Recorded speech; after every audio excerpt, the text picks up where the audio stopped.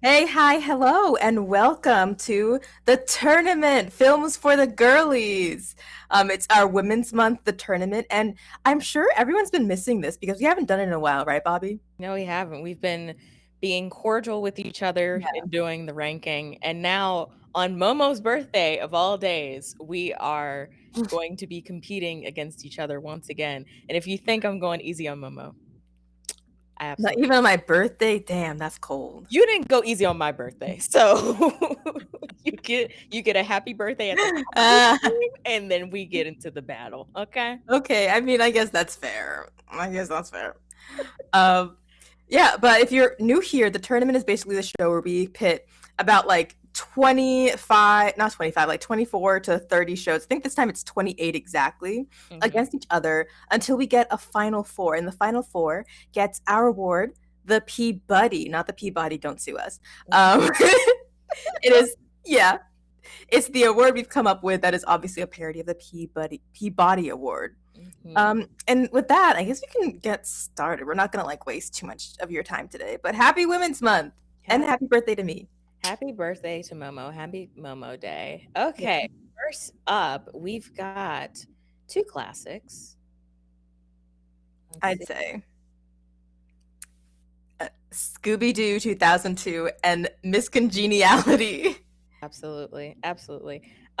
Do we want to give reasons why? I feel like some of these are like pretty on the nose of why they are films for the girlies, but for the ones that are maybe not as obvious, do we want to give reasons why? I would like to because your nomination was Scooby Doo, and I was just like, this feels like films for the gender neutral children. But like, I guess that's up to you.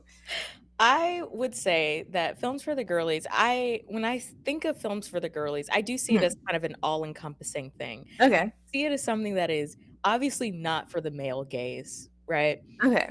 So it's for the girlies, it's Hmm. for the gays, it's for our non-binary friends. And this movie, nothing less than camp, I would say. It is so Um, cute.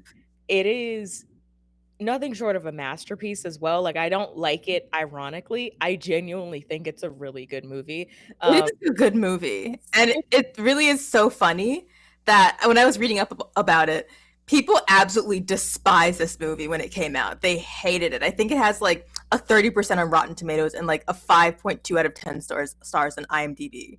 it has since, like, had this massive resurgence of love, around it, and rightfully so. I Yeah. will say I was a original. I had the Scooby-Doo 2002 VHS tape. So Ooh. I've been a fan Been from in j the trenches. trenches, actually, I have been in the trenches. I've been defending this movie for a long time, and so now everyone's coming around to it. So that's why I think it's a film for the girlies. Like, it's so many elements. It's so camp. It's so fun. Also, the best casting I think I've ever seen in film ever. As far as like cartoon to live Mhm. action adaptations go. I agree. I So agree. I think that's why it's a film for the girlies. I think it's a really, really good film, honestly. It's very good. And I know I've had like a 5-part series on like why I hate rom-coms. And Miss Congeniality was on it. I do, I do like hate, and it's a love-hate relationship I have with this movie Mhm. because do I hate like the basis around their relationship, like the main love interest, and I can't even remember her name, Gracie. I do. I I really want to come clean and say that the like "you love me, you want to marry me" scene and is like was like a sexual awakening when he like goes up to her and just like looming over her and she just like gets quiet. I'm just like, what's his name? Benjamin Bratt. Sure. So hot, so hot. Um, and also I just want to say from since we have our first I guess title card that I ended up designing, which is Miss Congeniality, that not I want to say like 85% of I guess movie posters from like 2000 to 2004 were just main character, white background, title, and Yeah, that's it. that's Like it. this is so close to the actual movie, I guess, poster. If you were to look it up, it's virtually identical.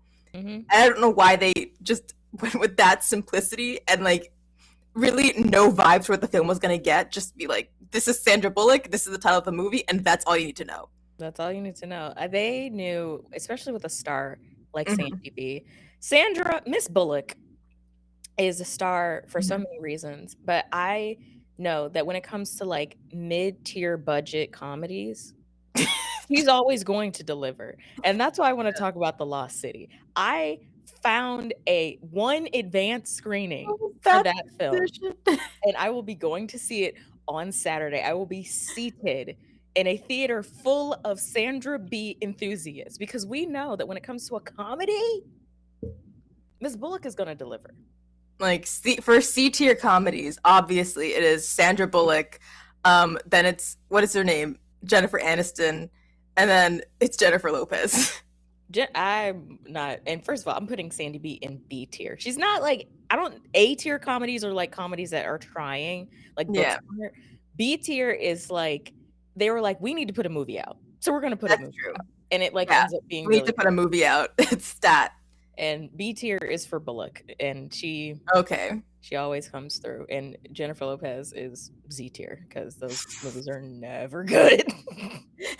Like I think I've seen like one that I've liked by her. Is it like The Wedding Planner? No, that's not it. Yeah, she was One where like she gets pregnant because she's like, I'm not gonna find someone. Then she gets pregnant, and then she finds someone. Oh yeah. Yeah, I know which one you're talking about. I can't remember what the name of the movie is, but I like, think I she like that was one. in The Wedding Planner too. The Wedding Planner was not good. No, it was not. It was not good. Made in Manhattan, not good.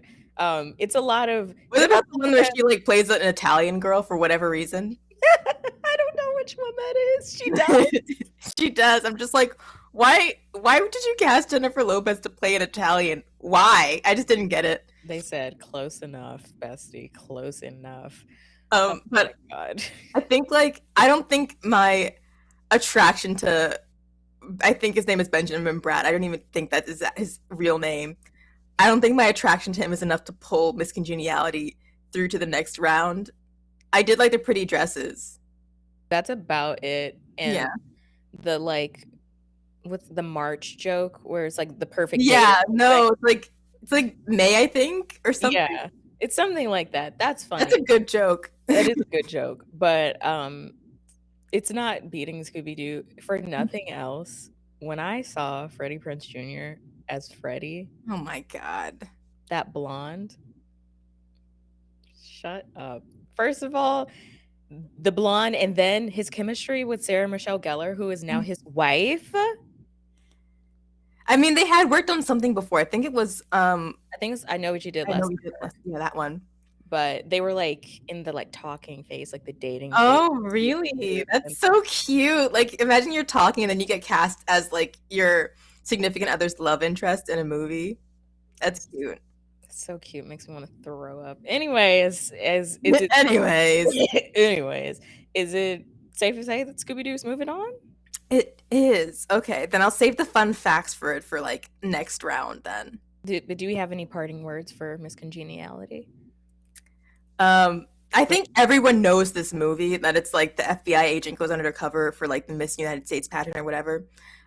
There's the really hot like Snickers / you want to marry me, you want to kiss me scene, and then the movie ends. Are there any fun facts, or is it just like no fun facts about this movie? This was like a fairly like benign movie, like no extreme drama, no anything.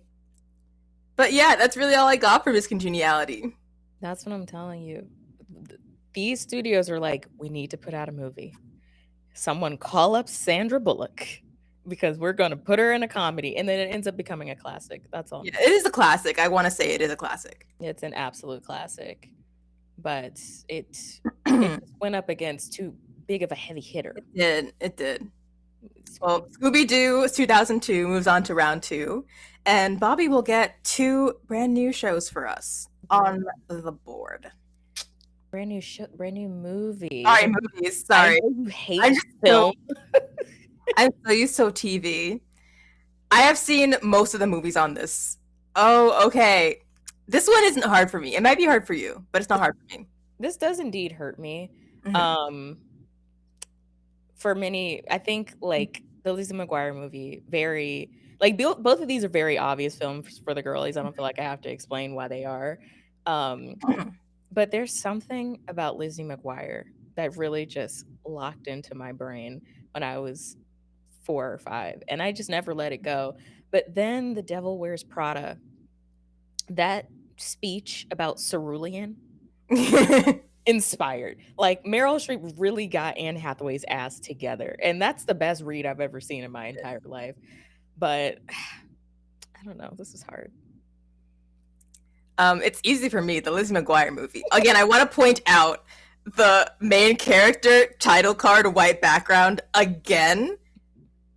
That's two so far.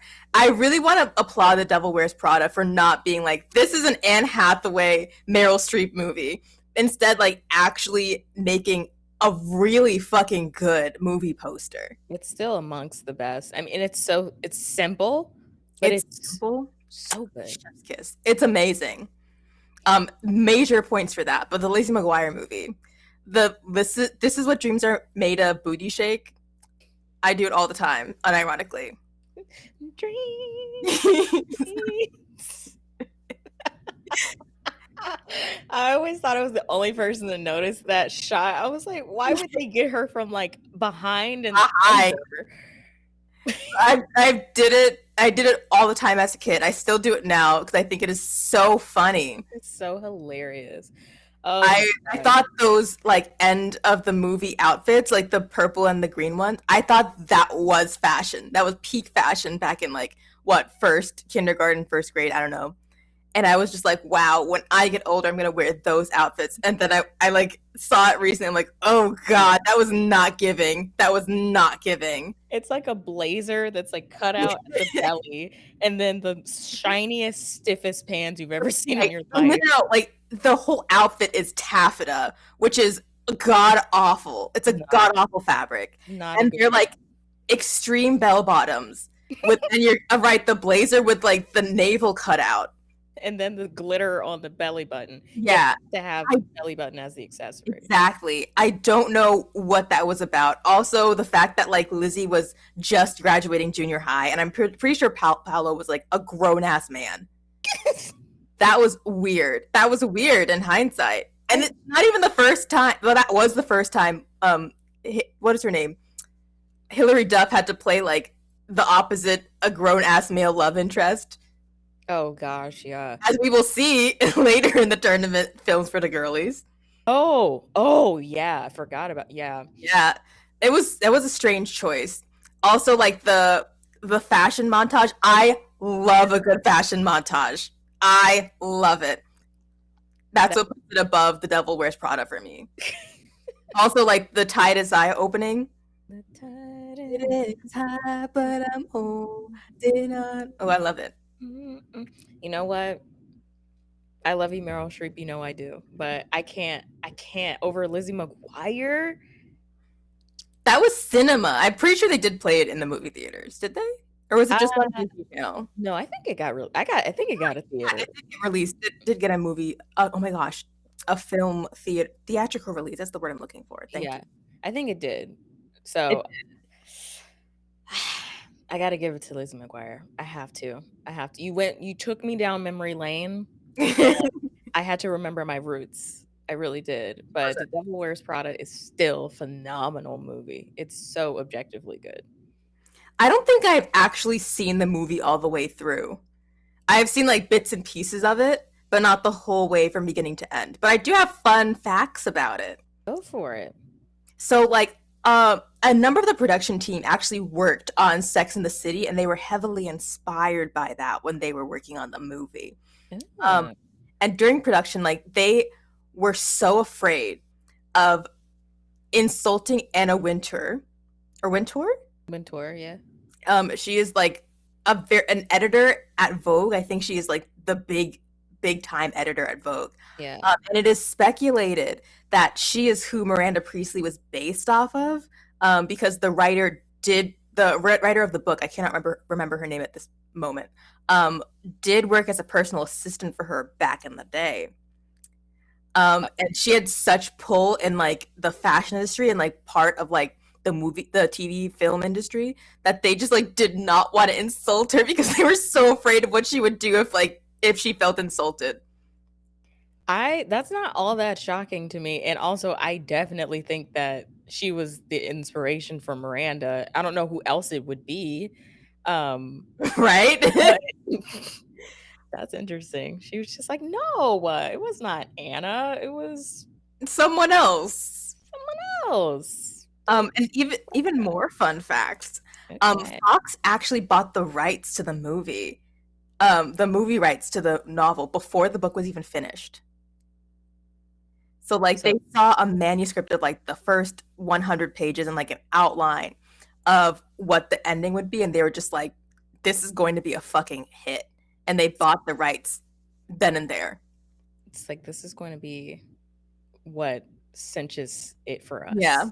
They knew. They knew the success. They knew the talent. Oh yeah, they like saw the success in the first 100 pages.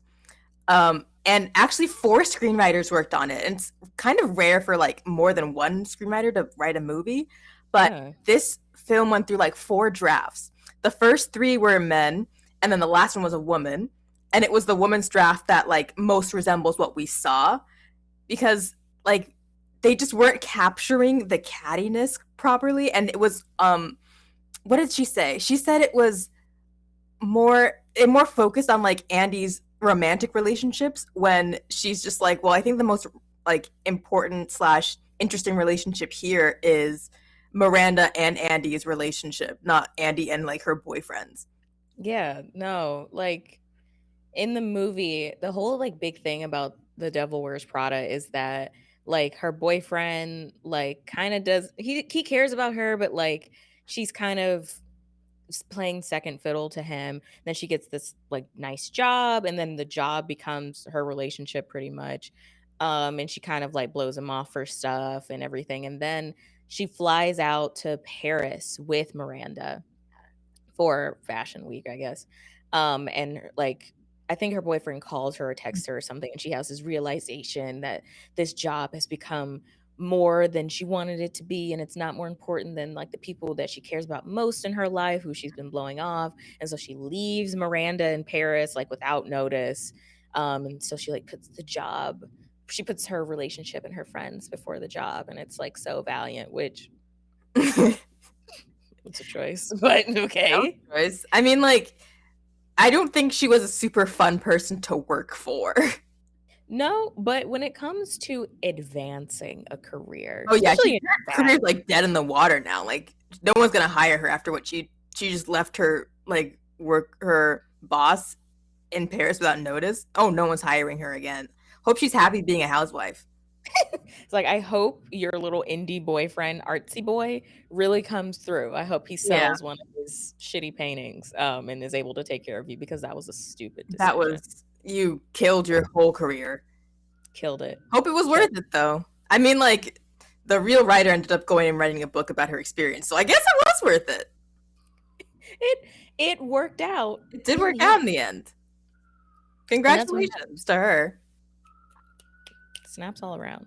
But with that, The Devil Wears Prada is eliminated, and the Lizzie McGuire movie moves on to round two, joining Scooby Doo 2002. Hell yeah, it does. Okay. And Bobby will put two new shows on the board. I hope I hope these are actually movies that our audiences watched, because these movies are all from like 2000 to like 2006. Some of them probably weren't born until like 2007. Well, before these movies stopped going on like TV and syndication and such. That is, I mean, I saw a lot of these because I was definitely an HBO girly. So any movie that was on like HBO Kids, I was tapping in. But I saw a lot of these when they were slash in theater slash on actual TV. So we're true fans is what we're saying. We were there when it came out. But these next two, I do remember seeing. I don't know if I saw it in theaters, but I remember watching it quite a bit. Okay, hold on. Yes. So I actually read the Aquamarine book with the original cover, not the like Sarah Paxton, JoJo, Emma Roberts cover.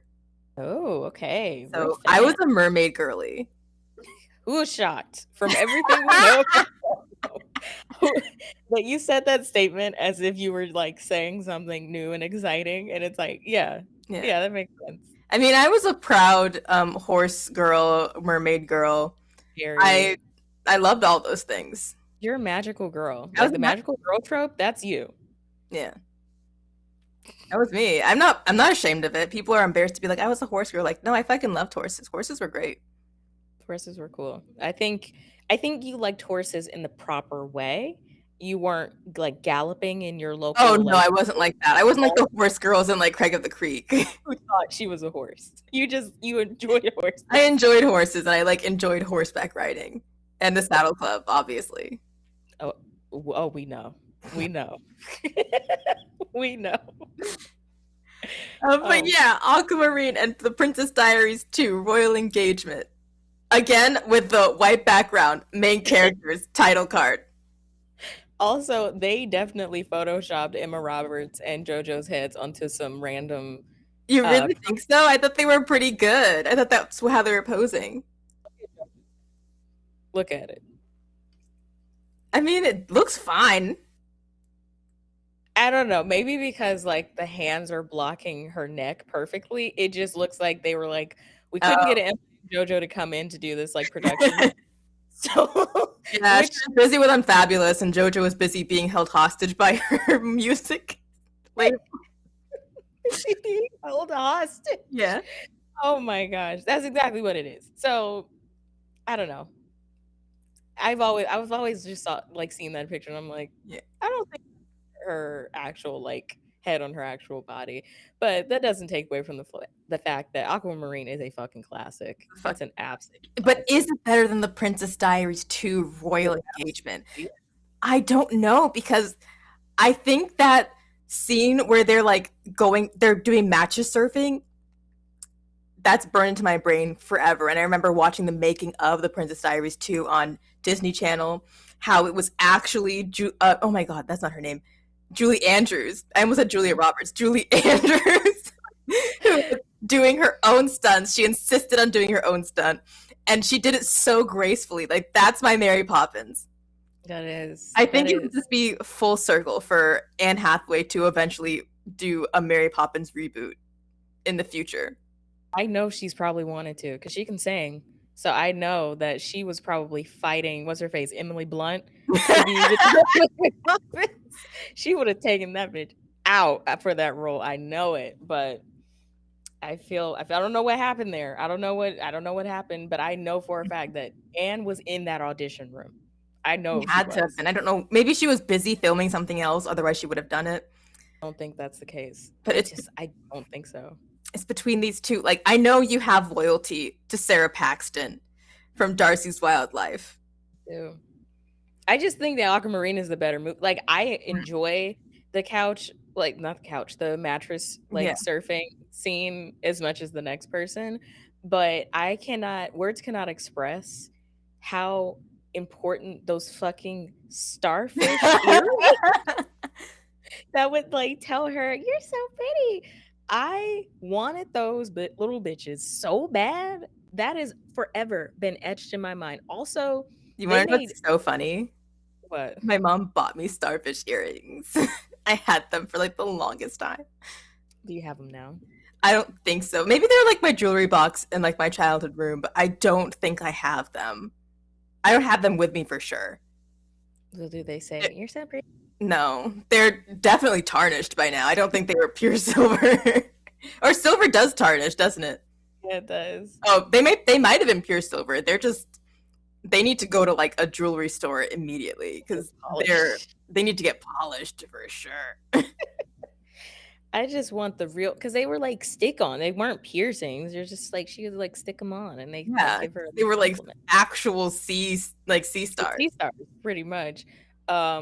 I don't know. I just thought that this movie was just so cool. I appreciate that they hit her in like a water tower. I don't know. That's just so like for all the like mermaid based Mhm. movies and whatnot. I just thought it was so cool that they like hit her in a water tower. She just like was so like happy there. I don't know why. Um, that and like JoJo and Emma were really giving it for the girlies. They Like were. JoJo was an actress. People think that she's just a voice. She is an actress. She was good. Also, Emma Roberts was already on Unfabulous, so like there was that whole people, like that whole crowd of girls that were just like, "Oh my god, it's Abby!" Did that movie even come out? Did that show even come out before? I don't know. Actually, let me Google that. When did Unfab? I think Yeah. Unfabulous had to have been like 2004. So it was probably around. Yeah, it was. Okay, yeah. That's safe to say. People knew who she was. No, yeah, people. Well, she's Julia Roberts' niece, so it makes sense. And Fair. Aquamarine came out in 2006, so yeah, she was definitely established by that time. But I don't know. For me, I'm rocking with Aquamarine. It's not just for Sarah Paxton. It is for all of those other reasons, and also it's like it's a cute little movie. Okay, I mean, I'll go with it. I guess Aquamarine moves on, and The Princess Diaries 2 is eliminated in round 1. That's fine. I mean, as long as it's not The Princess Diaries are eliminated in round 1. That's like, that's a fucking good-ass movie. That is a really good movie. That is. I just really appreciate how in Royal Engagement, she ends up not picking somebody. She just is like, I'm gonna rule Genovia on my own. Girl boss. Love you. It's like gatekeep. Girl boss. So as Bobby puts 2 shows on the board, let me see if I have any fun. I don't think I have any fun facts on Royal Engagement, actually. Yeah. Do that real quick because my mom. I need to message her. Yeah. Oh yeah. So like the only fun thing about Princess Diaries 2 is actually information we got on the Princess Diaries 3. As of January 19, oh my god, January 2019. It's confirmed that there's a script in the works, a completed script for The Princess Diaries 3, and Anne Hathaway, Julie Andrews are all on board to star in it again, to co-star in the film, and the original producer, Deborah Martin Chase, is also set to return. And if you don't know, Deborah Martin Chase is Black. We love to see it. We love to see it. We love to see that. A Black woman, love a Black woman to infinity and infinity. Okay. All right.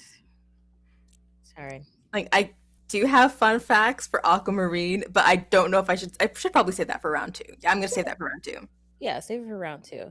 So next up, we have, okay, no, yeah. Thought another one got through. Next up, we have Confessions of a Shopaholic and Another Cinderella Story. Again, gonna point out main character, title card, white background. I don't know. I hate that this really is consistent. It's so consistent. Like if a movie came out in 2000, like 2000, like let's say 2006, that's what the movie poster is gonna look like, and I don't understand why. That's very true. Because I think Another Cinderella Story definitely came out after 2006. No. And look at that title. Look at that movie poster. Look how many colors are there. I think the only thing separating this is this cheap ass sparkly background. Oh yeah. Because I know for a fact they would have just put these. It literally looks like something out of episodes or like Choices. It really does. And like the in between scenes. Yeah. Oh my gosh. I'm gonna say something controversial yet brave. Mm-hmm. I'm gonna go with Another Cinderella Story. I'm in the camp of people who actually enjoyed it. I'm giving my flowers to Drew Seeley. This was the one movie that they chose to put him in. Yeah. Lord knows that man was trying. It was really weird that they casted Drew Seeley though, because he was 26 and she was 16. But that's like the second time they decided to cast like a grown-ass man to play the love interest of a teenage girl in a Cinderella Story franchise. Yep, because the first one is Hilary Duff and Chad Michael Murray. Yeah. Who is a lot of man, let me tell you. Whew. He is aged like a fine wine, and I'll stand by that. I stand down for that. That is I your opinion. I don't stand 10 toes down for the age gap, obviously, but he's sexy. I don't care. But did I love that this is how Drew finally got in his like, Disney Channel-esque movie? No, but This was just like like this was such an odd cast. yeah. This was such, like one of the ugly stepsisters. I think like isn't that Becky from a Supernatural? I have never watched Supernatural enough to be able to identify if it is. That's just like the one that was like obsessed with Sam. Never mind, you don't get the reference. I know, I get it. Don't shame me for not getting the fucking reference. Jane Lynch as the like evil stepmom, Which is inspired casting. I don't care. The whole I do thing. I can probably still sing what is it? Tell me something I don't know word for word. Tell me Something I don't know, something I don't know. that song never left my playlist. That's the thing. Like that song never left my playlist. Mhm. Because Selena, I don't love the vocals all the time, but she knew what she was doing on that. And I Love You Like a Love Song. Like I think it's also hilarious that like instead of dropping her glass slipper, she drops her Zune. Not her iPod Nano, her Zune, which quite obviously sponsored them. Because why the fuck would she have a Zune? I know. I feel like I'm gonna throw out a theory Yeah, because that Zune was very pivotal to the storyline because it was it like was. weren't they were like recording her like dancing or something like that, and they showed it at the party. I feel like Microsoft approached whichever studio did this movie. Absolutely donated a shit ton of cash to have the Zune be the main feature. I know for a fact they had to have. Yeah, this is a First of all, movie. if that was in real life, he'd be like, "Oh, she has a Zune? Never mind then. I don't know what was going on here. I don't have any feelings for this girl whatsoever." He would not. That would have been an ick. Yeah, that would have. Oh, absolutely would have been an ick, and he would have been contributing to her getting bullied. Yeah. It's like that bitch has a Zune. Yeah.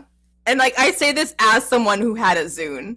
That was representation for you, Bess. That was representation for me. I didn't want it though. It did have like one fire game, which was you could like put any of your songs into this game app that they had and like play your music as if it was a roller coaster. Oh, that's which was really fun. They didn't have that for your iPod Nanos, did they? No, they did not. They might have. I don't know. And you don't either. So. I don't. They might have had it on iPod Touch. I wouldn't know. I think they had like the Tap Tap. It was like their like answer to Tap Tap Revenge. Okay, then yeah, they probably did. I have no idea. What is so like pivotal in this movie to me is the scene where like Drew is teaching the dance class. Oh, the two-way mirror scene. Two-way mirrors. That fucking split shot of them like doing the dance together, and I was like, shut up. Because Drew, first of all, I've been standing 10 toes down for Drew. But the minute I heard his voice in High School Musical 1, because he was real Troy, I was like, who is this man? And then I saw him in another Cinderella Story. There was something about him that I was really just like. I don't think I ever saw the majority of these actresses again. No, the rest of them went on to do nothing else.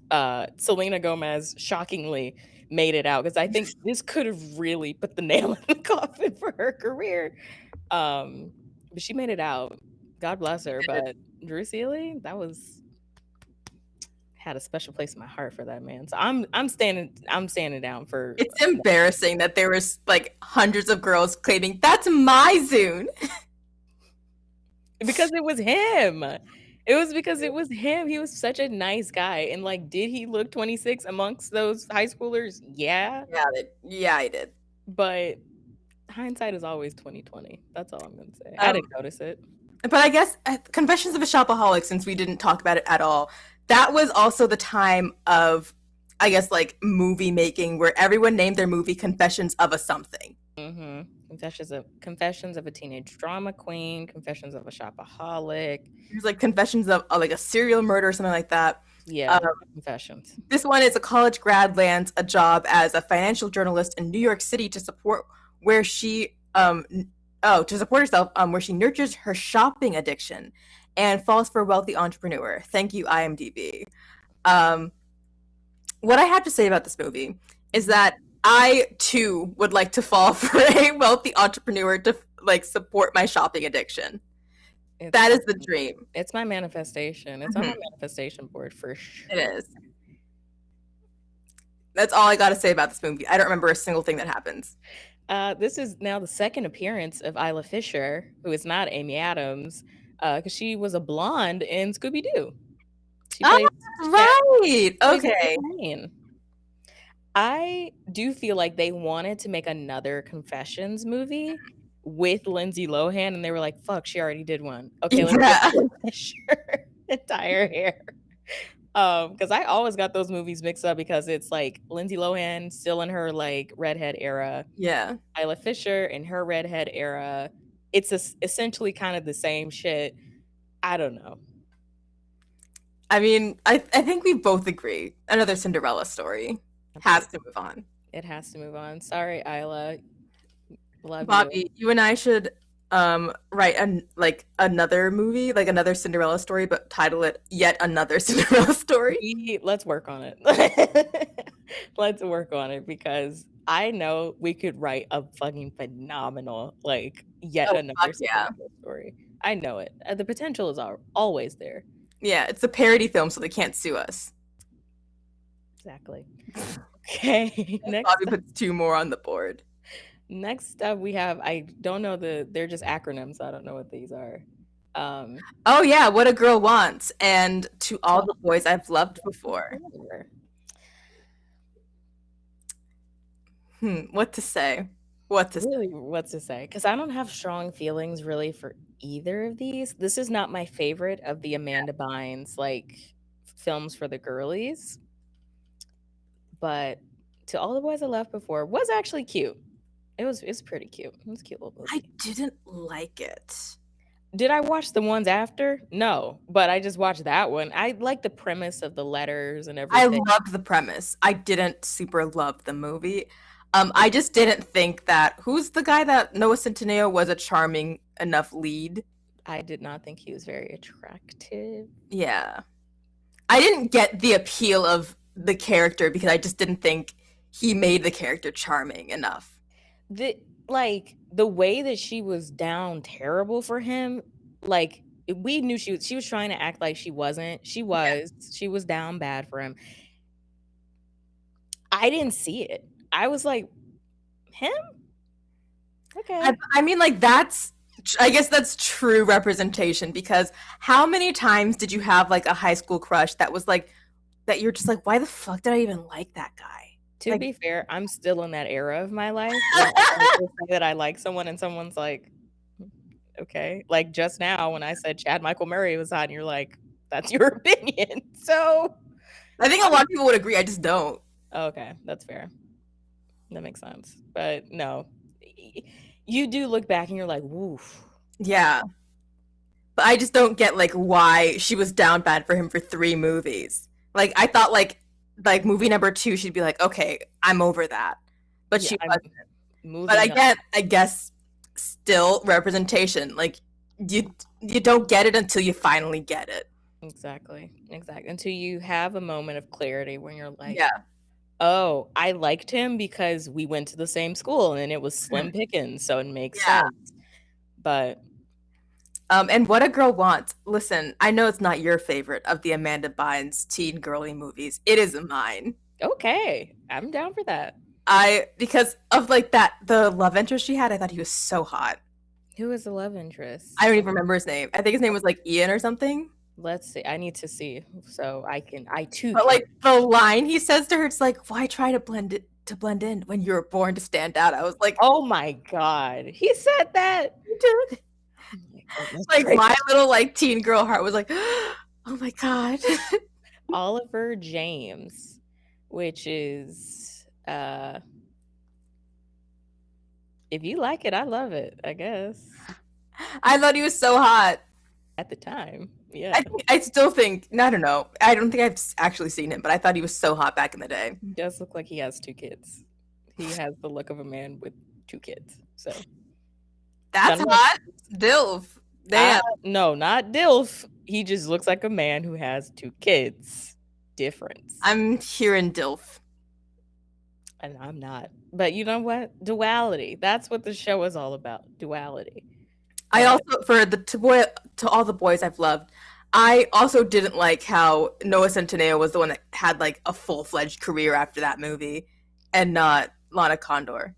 Well, she's in a new HBO Max movie. Yeah. Where else? How many things has Noah Centineo been? I can't name one other than To All the Boys I've Loved Before.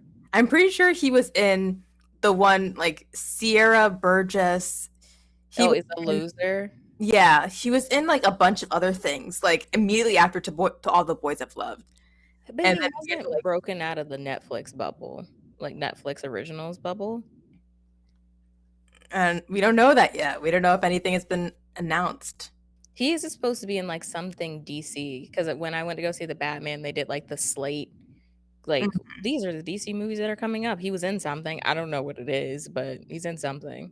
I just don't think he's a good actor. No, he's not. He's not a good actor, and he's not that attractive. So I don't know what he's got going for him, but that's just me.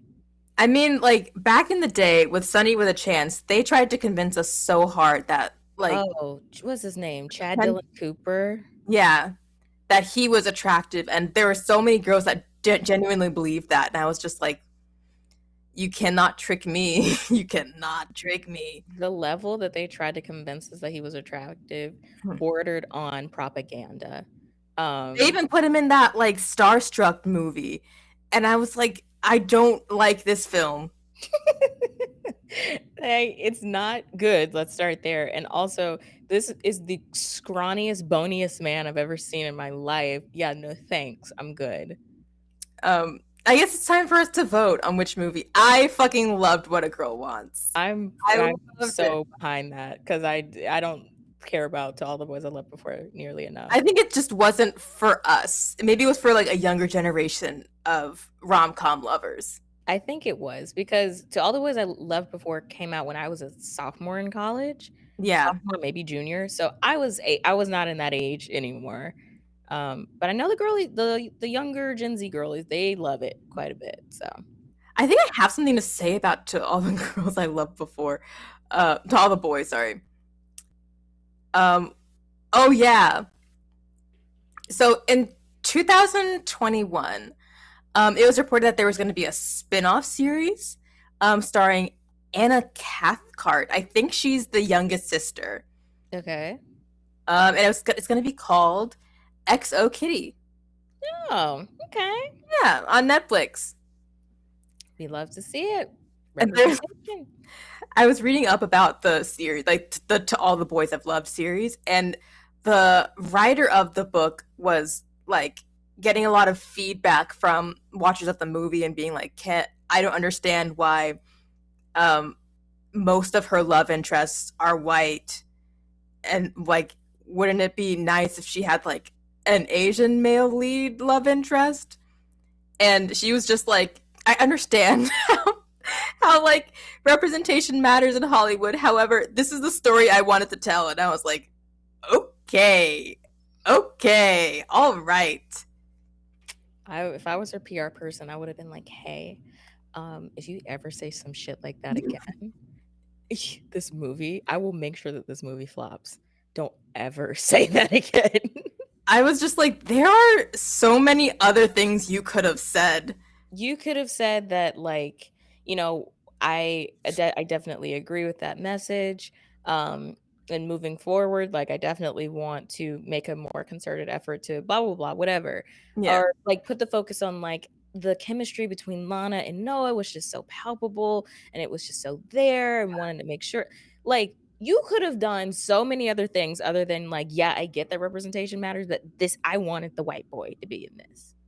Like, I was just like, okay, all right. Ooh. Like, that Interesting reaction. Interesting reaction. Interesting reaction. That you said the quiet thing out loud there. You said the quiet thing out loud. That's it's not good. Like, I read that and I was like, ooh, I'm uncomfortable. And as Bobby puts two more shows on the board, we'll just let that sink in. I'm gonna let you simmer with that as I put the other two up on the board. This one is a piece of fucking cake for me. This is a piece of fucking cake for me. I know Bobby has already mentally pushed through Bring It On. It's already. I do want to say I have never seen Bring It On. I have seen Angus Thongs and Perfect Snogging like so many times. I was in my like what do they call people that were like obsessed with England phase? Anglophile. I was in my Anglophile phase back in the day. I didn't get deep enough into the Anglophile phase to like watch Sherlock. I wasn't that down bad. I wasn't even that. But I did watch this movie so many times. This was my first exposure to Aaron Taylor. Is that his name? Which one? The boy? Yeah, the guy who is now married to like that 50-year-old woman.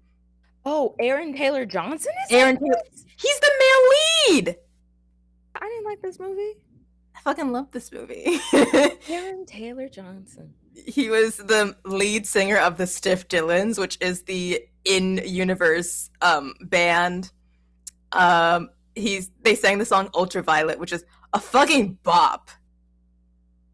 How are you shocked by this, Bobby? He was the male lead. I think I got him confused with the boy from oh my gosh. Fake fan. No, from her being a wallflower. I never That's not Logan Lerman, or was that not Logan Lerman? That's the other guy that looks like Logan Lerman. But the other guy that looks like Logan Lerman. They all three, like I know what they look like, but in this moment, I think that was that Logan Lerman, or was that the guy that looks like Logan Lerman? Who is the guy that looks like Logan Lerman? I don't know. Like he's not Dylan O'Brien. It's like another guy that looks like not Dylan O'Brien. That looks like Logan Lerman, and I think he was like the son in Scandal. Oh, I don't know who that is. I fucking don't know his name, but I know him as the guy that looks like Logan Lerman, but isn't Logan Lerman. I well and truly did not put two and two together. The first time I saw Aaron Taylor Johnson was in Avengers: Age of Ultron. Oh my god, fake fan! I not loved him. I didn't think he was attractive, but like I liked him as an actor in Angus Thongs and Perfect Snogging. The way Nickelodeon pushed that movie down my throat, I did not like it. I fucking loved it. The girl was annoying as hell. I don't know. I just wasn't messing with it, and that's okay. I had my interests.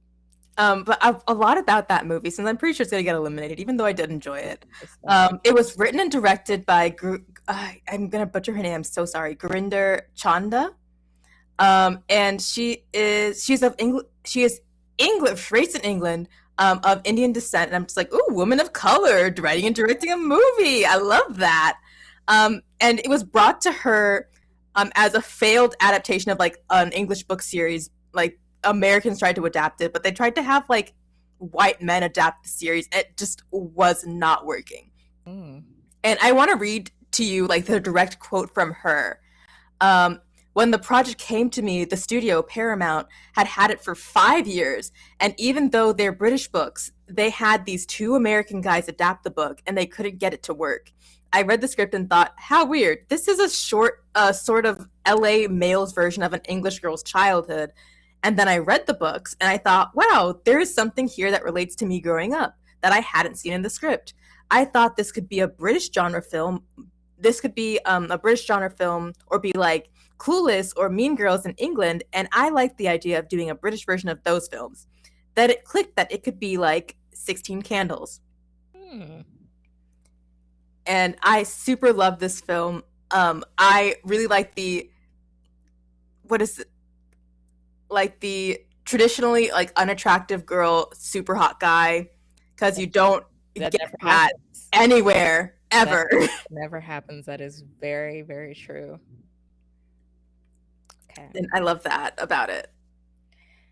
Well, that's all fine and dandy, but Yeah, I guess Bring It moving On. on. What can be said about Bring It On? You're gonna tell us. That movie, I don't have many. I like a lot of movies.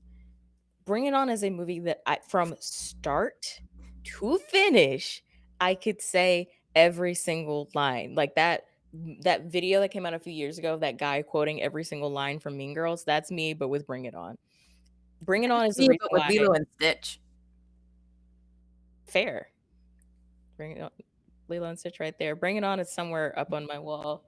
Somewhere. The Clovers are over there. Let me see. Somewhere in this general area, and then the Toros are up there. Off screen. Off screen. They're there though.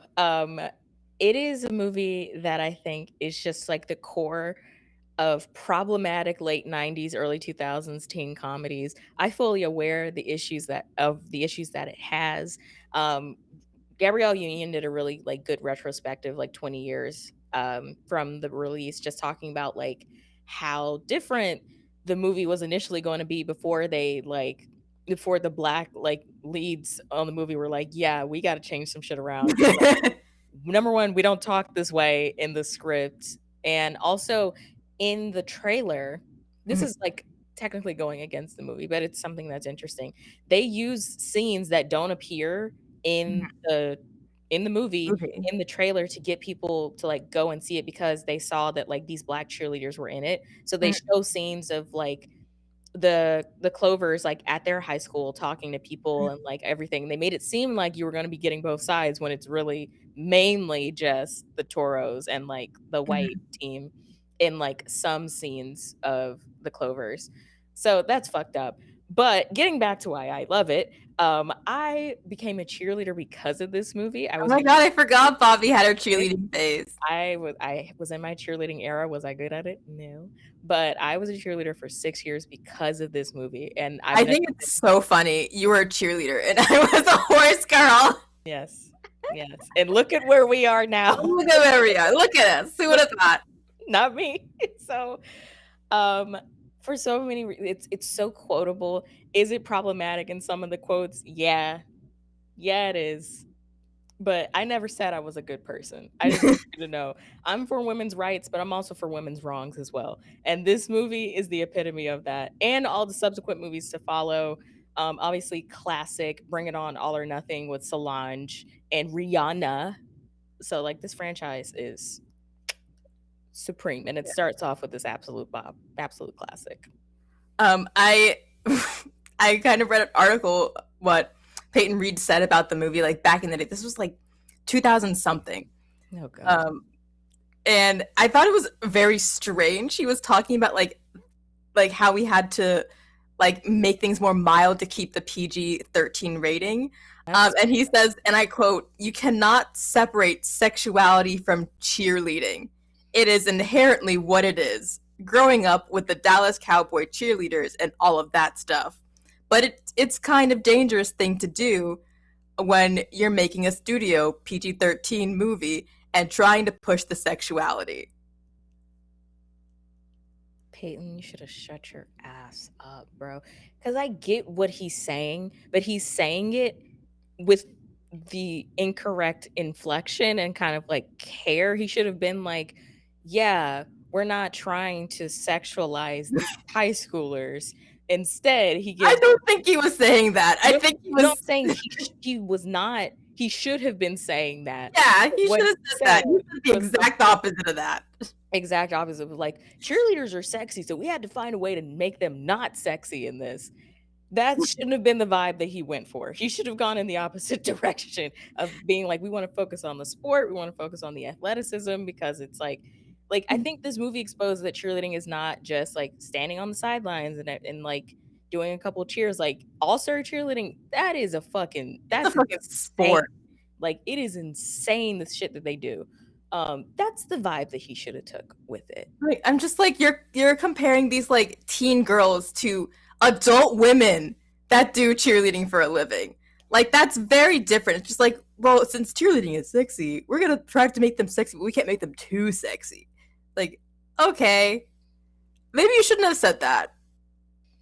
Maybe you shouldn't have said that. He shouldn't have said that. He should not have said that. But his weird ass comment in mind, I have to push through Bring It On. I just have to. It's one of my I understand. It's one of my favorites. As Bobby puts 2 new shows on the board, we're gonna just let that really sink in. This next pairing physically hurts me. I'm not eliminating anything here. I'm gonna say that right now. Is this gonna be your save? This is gonna be my save.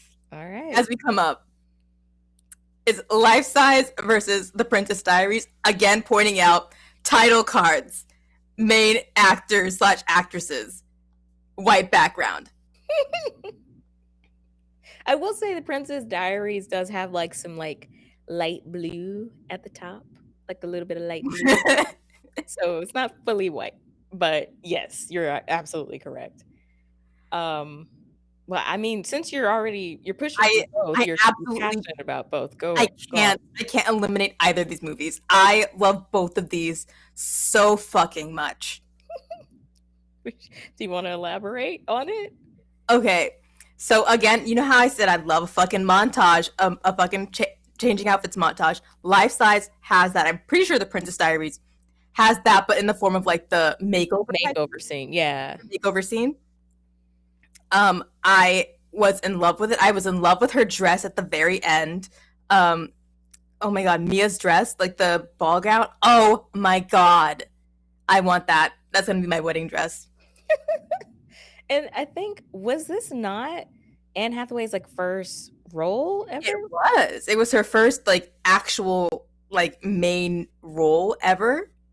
Wow. And she beat out, there's a long list of actresses she beat out for this. I'm going to go through all of them. Okay, go off. They're all like pretty big names. All right, where are we? Okay, so she beat out Reese Witherspoon, Kirsten Dunst, Alicia Silverstone, Jessica Biel, Claire Danes, Kate Hudson, Cameron Diaz, Drew Barrymore, and Sarah Michelle Gellar for the role of Mia Thermopolis in Princess Diaries. I know that's right, Anne. Damn. Wow.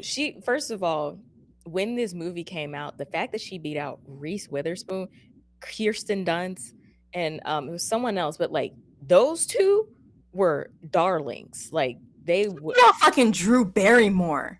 That's insane. That time is not as crazy, but the other ones, insane. I think it was supposed to be like, who was it? Liz Tyler. Was like, it was between Anne Hathaway and Liz Tyler for between the last two of them for who was going to be Mia. And it was only because I think who was the director? Gary Marshall, I want to say, showed his granddaughters like the two girls and was just like, which one do you think should be the princess? And they picked Anne Hathaway because they said her hair was more princess-like. I know Liv Tyler is like, if I ever see those two little bitches, I launched her career. It absolutely did. That's how you know she was made for it. She beat out Reese Witherspoon. They said that like 90s, early 2000s. She was so nervous she fell out of her chair in the audition, and like the director was just like, that's my Mia. Yeah, like she was just like charmingly awkward, like by accident. She wasn't like pretending to be awkward. She was just like that nervous. Probably because she heard that fucking Reese Witherspoon was also auditioning. Yeah, if she saw, I don't know if they like went into, I mean, for all those people, they were like pretty established by that time. Yeah. So I don't know if they all were like auditioning in a room or whatever. But if she saw them, I'm sure she was like, what the fuck am I doing here? I'd be shitting bricks. And she was like only in LA for like a layover trying to get to like, where was it? New Zealand, because she was going to film like a part in a movie somewhere. And because of how successful they projected the Princess Diaries like to be, they had that movie that she was in like postponed until after the Princess Diaries came out, because they were just so believed that this movie was going to be a hit. And they were right. They were right. Damn. Because usually when they do that, it's like, ooh, and it wasn't a hit, but it's okay. But no, Princess Diaries, like, that's a classic right there. And life sizes too. I love Barbie. I love Bratz. I love dolls. Like I was Mhm. definitely like a girl who loved dolls. Me too. So life size meant a lot to me because I was like, Yeah. I just Wait, love what people was with your favorite doll set? I was definitely a Barbie girl Mhm. because my mom, when I was younger, was like, "Oh, Bratz, I don't like that name. They're like too grown up." But then my cousin had like a shit ton of Bratz, um, and I got to play with them whenever I would like go and visit her. But I was definitely a Barbie girl for sure. I was a Bratz girl. Oh, I all right, I love Patty. the Bratz. My favorite doll was Sasha's like prom fit, which I only realized as an adult was like almost identical to my own prom fit. Like that, like the aquamarine gown. I literally that was like my outfit. I See, thought it was so funny. I almost went for her as Halloween, but then my dress did not fit. I that was, I mean, mean, it's been like almost 10 years since yeah, it's fine. high school, so of course it doesn't fit. Um, and I had like the baby Bratz dolls. Fucking love those. I was so jealous. I was so jealous of all the brats, the girlies. They just all seemed so happy and so sure of themselves. And I had my Barbies, and I was like, I didn't have any Barbies or Bratz that were not Black or Hispanic. yeah, most of my Yeah, my Barbies were black. Yeah, yeah. because I had every Sasha, not every Sasha. I had like a bunch of Sashas. I think I had like a Yasmin, yeah, no, and that was it. I play think I with did have a Jade actually. I probably had a Jade. A Jade. everyone but Chloe, pretty much. Everyone but Chloe. Sorry, Chloe. It's like the representation for the blonde haired, blue eyed girl. It's enough. We got it. Yeah. Oh my But that's why I fucking loved Life Size. Also, all of Eve's fits are still looks. This is a fucking look. The butterflies, It yeah, was a look. and Every then dress she wore, fire. absolutely amazing. Also, the song "Shine Bright, Shine Bright." Where you live, where you are, be a star. That was a banger. That was a fucking banger. I love when movies have like insert songs that were created just for the movie itself. I love that. I do love both of these movies. I am not eliminating either. They are both being pushed through. I like literally refuse. I'm not gonna fight you. I love both of these movies too. I also still have like, a lot more facts on the Princess Diaries, but I will save them for like round two. Yeah, peppermint because I imagine the Princess Diaries is going to go pretty far. Ooh, next up we have my favorite Anne Hathaway movie. Oh, I just wanted to point out that that was our first exposure to not Lizzie McGuire. What the fuck is her name? Lindsay Lohan. Yes, it was. Oh my First gosh. appearance in this films for the girlies, but Won't she you- will appear like multiple times throughout of this. I'm pretty sure. Oh, she has to. She has to. Yeah. Okay. Next up, we have, like I said, my favorite Anne Hathaway. Oh yeah. Ella Enchanted versus Clueless. I'm gonna be honest. I have never seen Clueless. I've never seen it all the way through. I've seen enough bits and pieces to basically have seen the movie. But Ella Enchanted, oh, back to front. Oh, I've seen that movie back to front like multiple times. Back to front. I need somebody to love. Somebody to love. So fucking fire. What's his name? Hugh Dancy? Isn't that the Maybe. I wouldn't know. You're asking the wrong bitch. That is so true. Let me look it up. Let me go to Miss Google because first of all, I don't even know why I fixed my mouth to ask you. Of all people. You should have just asked the audience, and they're not even here yet. Let me ask the audience. It's Hugh Dancy. That's Prince Charming. But Anne Hathaway, like, first of all, knocking the Princess Diary out on the first try, immaculate.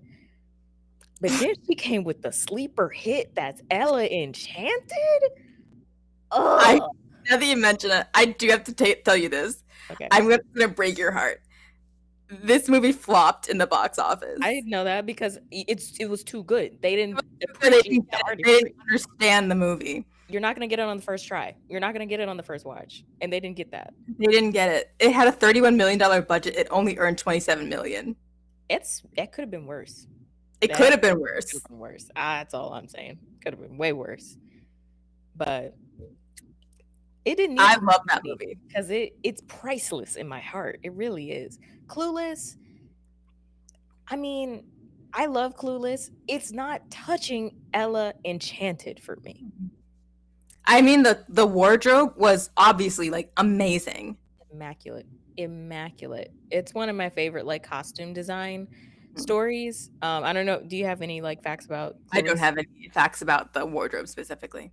Well, basically, the costume designer Mona May, who also was a costume designer on, I want to say, she definitely did Romeo and Michelle's high school reunion, and then it was another big one. I think it might have been like Hairspray or something like that. She kind of invented this like very 90s like posh high school like style, because when Clueless came out, it came out in like 95, I think.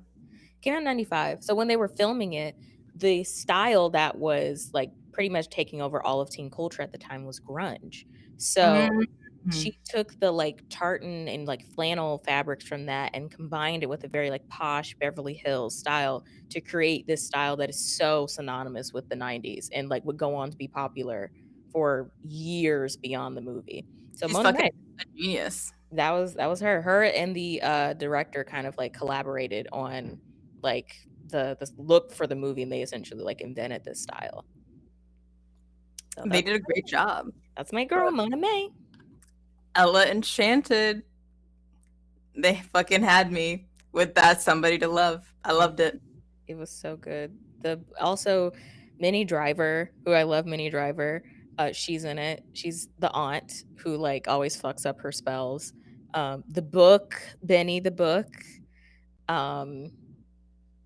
It's so good. And also the little, what's the guy, I can't remember her, like, oh yeah, the elf friend, who wanted to be a lawyer and like he didn't want to be an entertainer, wanted to be a lawyer. I mean, it's immaculate start to finish. I guess I have some, as you put two more shows on the board as you queue them up. I wanted to talk a little bit about Clueless. So the writer of the movie, Amy Heckerling, originally wrote it as a TV pilot, but was encouraged to make it a feature film by one of her brand new agents, her brand new agent. After the first one that she had said that it wasn't good enough to be anything, she ended up changing agents, and the new one was just like, this is fucking good. That's what I'm talking about. Keep people who care about you in your yeah. Because if she stayed with that first agent, we would have never got Clueless, and who knows what would have happened beyond that. Fashion would not be the same. Nope, not at all. People are still getting style inspo from that movie. That's how like influential, iconic it is. So iconic. Even not the movie itself, but definitely the wardrobe. The wardrobe, the scene where she's getting literally robbed. And she's like, but this isn't Alaya, when the robber's like telling her, get on the ground. And she's wearing this like Alaya dress. It's like a designer dress. She's like, but this isn't Alaya. And he's like, an Ahua. And then she's just like, and she like gets slinks onto the ground. That movie is weird in a lot of ways. But the fashion. All right. This is already decided. If you don't know what Cruel Intentions is, I think I'm going to have Bobby explain this movie. Why would you do that? Why would you? Because you nominated it. Also, I've never heard or seen of this movie before I saw it on the list.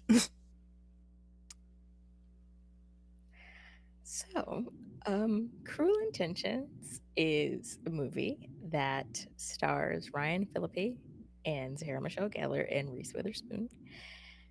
And basically, the whole thing with this movie is that Ryan Phillippe and Sarah Michelle Gellar, their parents got married, and now they are step siblings. They didn't, like, their parents just got married. So it's not like they knew each other since they were young. Still not making this any better. What you're about to Let me finish. So they have kind of a weird sexual relationship with each other. And Sarah Michelle Gellar's character, I think her name is Catherine. She's a bitch. Like she's like the head bitch in charge at their like private Catholic school in New York. And basically she makes a bet with her brother to like if he can bag Reese Witherspoon, who's like this new like, like innocent new girl who's come to the school. And she's like, I bet you can't get with her pretty much. Ow.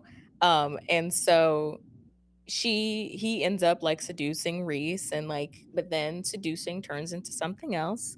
And they kind of start this relationship up. I do have to mention that the prize for Ryan, if he got with Reese, is Sarah Michelle Gellar's virginity. She would not her virginity. They would like she would let him hit pretty much, which is like very forbidden, obviously. So it's a lot going on. At the end of it, Ryan Phillippe's character dies in a car crash. Sarah Michelle Gellar's character is addicted to cocaine. It's just a lot going on. Also, this movie's probably known for the like one of the most prominent like lesbian kisses between Sarah Michelle Gellar and I forgot her name. not Reese Witherspoon. No, it's not Reese Witherspoon. It's what is her name? Kirsten Dunst. Nope. Selma Blair. Okay. Selma Blair. And they like share this kiss and like it's known because you can see like the little like spit tendril between them. It's gross. And that's Cruel Intentions. I know I'm missing out on some stuff because I haven't seen it in a long time. And I just don't understand why this was filmed for the girlies. When I said I support women's rights and women's wrongs, this is women's wrongs. It's in the same vein, not obviously not with the message, but like it's in the same vein of like The Craft, like similar films like that, late 90s where things were just dark. They were getting dark real fast. This film is just definitely like a film for the girlies in that you watched it and you were like, this is wrong, but it's wrong, but I don't know what's happening to me right now. And that's how I would describe it. And I'm gonna shut up because I will not get myself into any more trouble. I mean, it's going to be eliminated. I'm not letting this go past this round. That's even fair. even though it is up against the Bratz movie, which is not a good adaptation of the Bratz doll. Objectively bad. It is objectively a bad movie. It's so so bad. Oh my gosh. Horrible. Oh, I did go to see it in theaters though. You paid money to go see the Bratz movie? I absolutely saw this in theaters, and if you stayed long enough, there was like a music video by oh my gosh, that's not Melise Zhao. That is, oh my gosh. It's not Melise Zhao. What is her name? Which one? Who plays Jade? Yeah, because Melise Zhao was also in the movie, but does not play Jade. Jade Bratz movie. It's Janelle Parrish? Janelle Parrish. Is she the same one that was in Unfabulous? She might have been. She was into All the Boys I Left Before, Always and Forever, and Pretty Little Liars. But I might have been Melise Zhao. Yeah, I'm not saying anything about. I think that might have been. Oh no! She was Gina from Unfabulous, the best friend. Oh, okay. Then sure. Oh, maybe it wasn't. I'm not seeing. It might have been Melise Zhao. Yeah, that was Melise Zhao. Just kidding. Never mind then. Yeah. I'm terrible with actors and actresses. We know this. Yeah. That's lore of this Don't you count? But it was such a bad adaptation of the Bratz doll. I mean, like, they tried their best considering it was a doll franchise with like no actual story behind it, other than that these were like teenage girls in high school and they had a passion for fashion. Mm-hmm. The in the real life movie, they did not have a passion for fashion. No. These And if you look at any of their outfits, were that's very clear. awful. Oh my, terrible. We have a white girl playing Yasmin. Yeah. Like, she's Latina. I think she technically. I do not think Natalie. I don't think she actually is. Is she Italian? Her last name is Ramos. Her mother's from Australia, and her dad is Ivan, probably a Spanish pop singer. Okay. So, wait, she's Spanish from Spain? This is a white woman. Yeah, she's white. Yeah, she's white. This is a white woman playing Yasmin. Oh goodness, like it was a fucking mess. I need them. You know what, Bobby? We got to do this. We got to write a Bratz movie that is just leaps and bounds better than this. And I don't think that would be difficult. It wouldn't be difficult, considering the TV series was so much better in comparison, and that was some like jankety 3D animation of the time. That animation was ass. It was ass, but the show was good. I just feel like they wanted to make a different movie, and then they were like, well, we have the Bratz property, so just make it Bratz. But there's nothing really Bratz about it, other than the characters' names. Like, that's it. Like, yeah, no, that doesn't make any sense to me. That movie was terrible, but yes. As much as it hurts me because I do like Cruel Intentions, but I can't in good faith.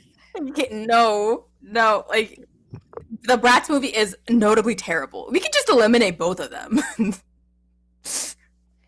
That is true. No, we have to push through because I haven't done a save yet. So if we eliminate these two right now, then that doesn't even us out. I mean, we'll just put through Bratz then. Goodness. It hurts me, but it's fine. No, it's fine. It's okay. You could put up Cruel Intentions, but like if it didn't win against the worst movie on this list, I don't know if it's gonna get past anything. It didn't win because it's like, is it the incest? Yes, but I think the reason why, because it's not like I'm on an island by myself. A lot of people do cite that movie as like a weird sexual awakening for whatever reason, and I think it's because it's so taboo. I don't know. So whatever. We will leave Cruel Intentions where she is. It's fine. And as Bobby puts, 2 more shows on the board. I just want to say that apparently Paula Abdul was originally supposed to have like a pretty big role in production for the Bratz movie. I don't know why. She was supposed to like help with wardrobe and choreography, executive produce, and also have like a role. But because of American Idol, she couldn't do it.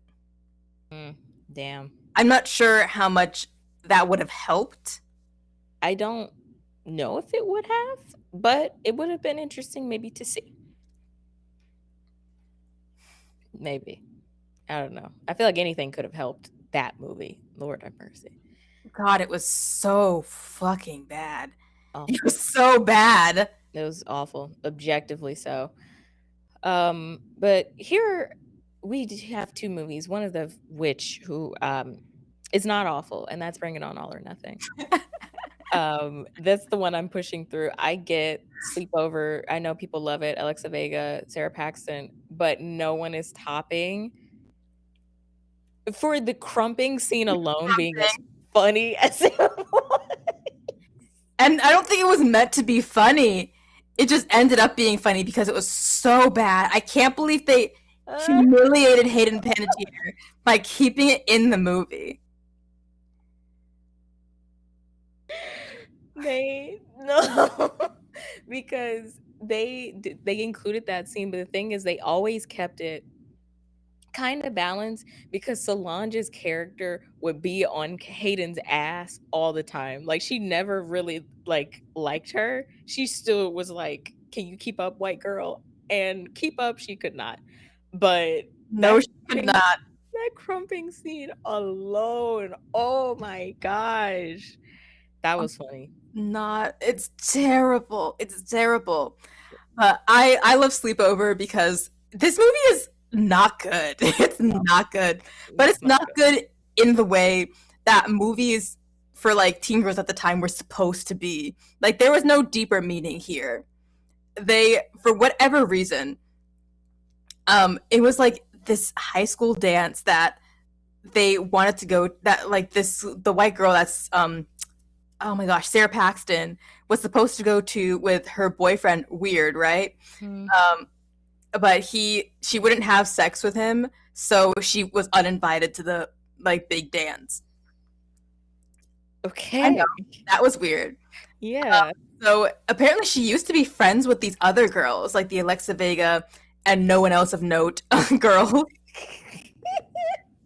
But then she became popular, so she ditched them. But then she challenges them to like this scavenger hunt where they have to go basically across their whole town doing these like stupid little tasks in order to go to the dance. Like there was really no, they were competing for like a spot at lunch in high school, like by the fountain that was supposed to be cute and beautiful and whatever, or like having eat by the dumpsters. And the blonde girl all the way to the right was moving to a different state. No, I think she was moving to Canada or something. So she wasn't going to be there, but she wanted to make sure her friends were all set for the next year. So she was just like, yeah, we'll do this. And for at some point, they have to like break into a hot high school guy's house and steal his underwear. Alexa Vega watches him like undress while like hiding in his shower. It was weird. That was strange. And at the end, like they end up having like they share like a kiss and like start dating, which is weird because she's like 13 and he's like a sophomore, junior in high school. All because he saw her skateboard across like what is it? A walkway in a red dress, and he's just like, I'm in love with this girl now. Are you? Are you, sir? Think Are about it. And the red dress thing is funny because she was just coming back from like a date with her professor, their high school teacher, like a blind date that ended up being her high school teacher. It was weird and it was strange. And she sees her mom, Jane Lynch, dancing at a club. Also, Evan Peters is in this. Oh, so that makes it even better than what all of the events that I just heard that are blowing my mind right now. Yeah, they also have like a fat girl in the friend group that is left out of most of the promotional material, which I think is really shitty. Wow. Especially like she's insecure in her, obviously like this is 2003. They have to make like the whole insecure about your weight thing for like a bigger girl. And they lift her off the promotional material, which is really shitty. She ends up getting a love interest in the end, which is like this. I think he might have actually been in high school now that I think about it, which is why do they keep pairing up all of these young teens with people that are well established in high school? What do you mean? Like 13-year-olds? She's 13 and like the guy I think looks to be about 15, 16, like sophomore, junior in high school. Yeah. And she's fresh out of middle school. So that would be like a junior dating like a freshman. Yeah. That is weird, but I guess it's like when they start veering into the she's in high school, he's in college thing, that's when I get a little bit like, but I don't know. If it's within the realm of the 4 years in high school, I'm like, There are varying degrees. Like if it's senior and freshman, that's weird. If it's junior and sophomore, I'm like, you only differ by a year. And then obviously, same grade is optimal. But freshman and junior, I feel like I that's feel like straight. I've heard worse. I've heard worse, but it's still not great. I've seen it happen, and it never ends No, it well. never works It out. never ends well. Never works out. I'm not saying that it's like a good dynamic. I'm just saying like It's there's like like varying degrees of ugh. this movie would make more sense if they were in high school.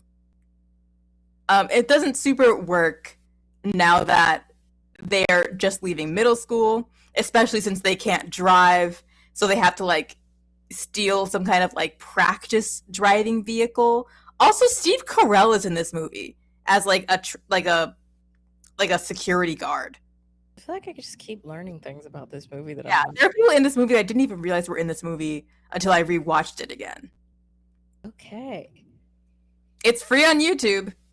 I'm sure it is. Because the premise gives me that vibe. I guess we'll push through, bring it on All or Nothing because I don't have a save. Nope. And this movie is just it's not good. Bring It On All or Nothing? Oh no, Sleepover is not. Oh. I was about to say, don't you ever. Don't you ever. Talking about Bring It On All or Nothing. That's my sister Solange. Wait, I don't even think I had anything about. Oh yeah. So as you put 2 new shows on the board, I just want to say that Sleepover has a 15% on Rotten Tomatoes. That's honestly better than I thought it was going to be. I thought it was going to be operating at like 5 or something like that. I mean, like, I'm pretty sure this was coming off of like Alexa Vega being in Spy Spy Kids. They Kids. were really like thinking it was gonna pull in that crowd, and it didn't. It did not. It did not. Okay. So, leaving a movie that is terrible to a movie that is so good. Booksmart versus Confessions of a Teenage Drama Queen. This one's easy for me because I love Booksmart. It is one of my favorite comedies. I think it's so good. Is it super bad for girls? Yeah, but like I just think it's just good by itself. I have never seen this movie, so can you tell me about it? Sure. So we have Amy and Molly. Make sure I like have who's playing who because it's been a little second since I've seen it. But we have Amy and Molly who basically have been like these, yeah. So Caitlin Dever is Amy and Beanie Feldstein is Molly. They have basically been these like goody two shoes, like top of their class students their entire high school career. They get to their high school graduation, and Molly, who's Beanie Feldstein, kind of is she thinks that she's like so much better than everyone else because she decided to focus on the books and extracurriculars and everything. And then she realizes that everyone else in her graduating class was able to focus on the books and party, and they got into the same colleges as her. So now they both feel like they wasted their high school experience being nerds essentially. So now they have one night to like make up for all of that. And so they're visiting all the like parties that are happening because like your high school graduation, everyone has like individual parties that usually coincide on like either the night after graduation or the night before. So in this case, it's the night before graduation. And so they're just bebopping around to all these weird ass parties that their fellow classmates are throwing, and they're trying to have one last like good night. It's really funny. I think it was a movie that made me not made me realize I was bisexual, but it was helping me help me to come out as bisexual. I remember seeing it and then I was like, oh yeah, I am. Um, and so I appreciated it for that. I also appreciated the storyline of like focusing on the books and everything like that when you're in high school and not really partying, and then like having a semblance of regret for not kind of balancing both. So yeah, it's really good. It's directed by Olivia Wilde. Jessica Williams is in it. She plays a teacher. And trying to think of who else of note. Billy Lord is in it. It's really good. It's really Jason Sudeikis is also in it. And he's in it because at the time he was married to Olivia Wilde. They are not together anymore. But he's still looking like a dilf in that, so I don't care. But yeah, it's pretty good. That is your opinion. Okay, so Oliver, what's his face? Looks like he is a dad with 2 kids. Yes. Jason Sudeikis is a dilf. Yeah. Okay, I'm not taking your advice on things of the heart anymore. Anyway, Momo. no, we're not doing this. No, anyway, no, we are doing this. We are doing this. Queen. I'm going to look back at that actor one more time. I will give you slight dilf. I'm not giving you bona fide, like, yes, that is a father that I'd like to fuck. No.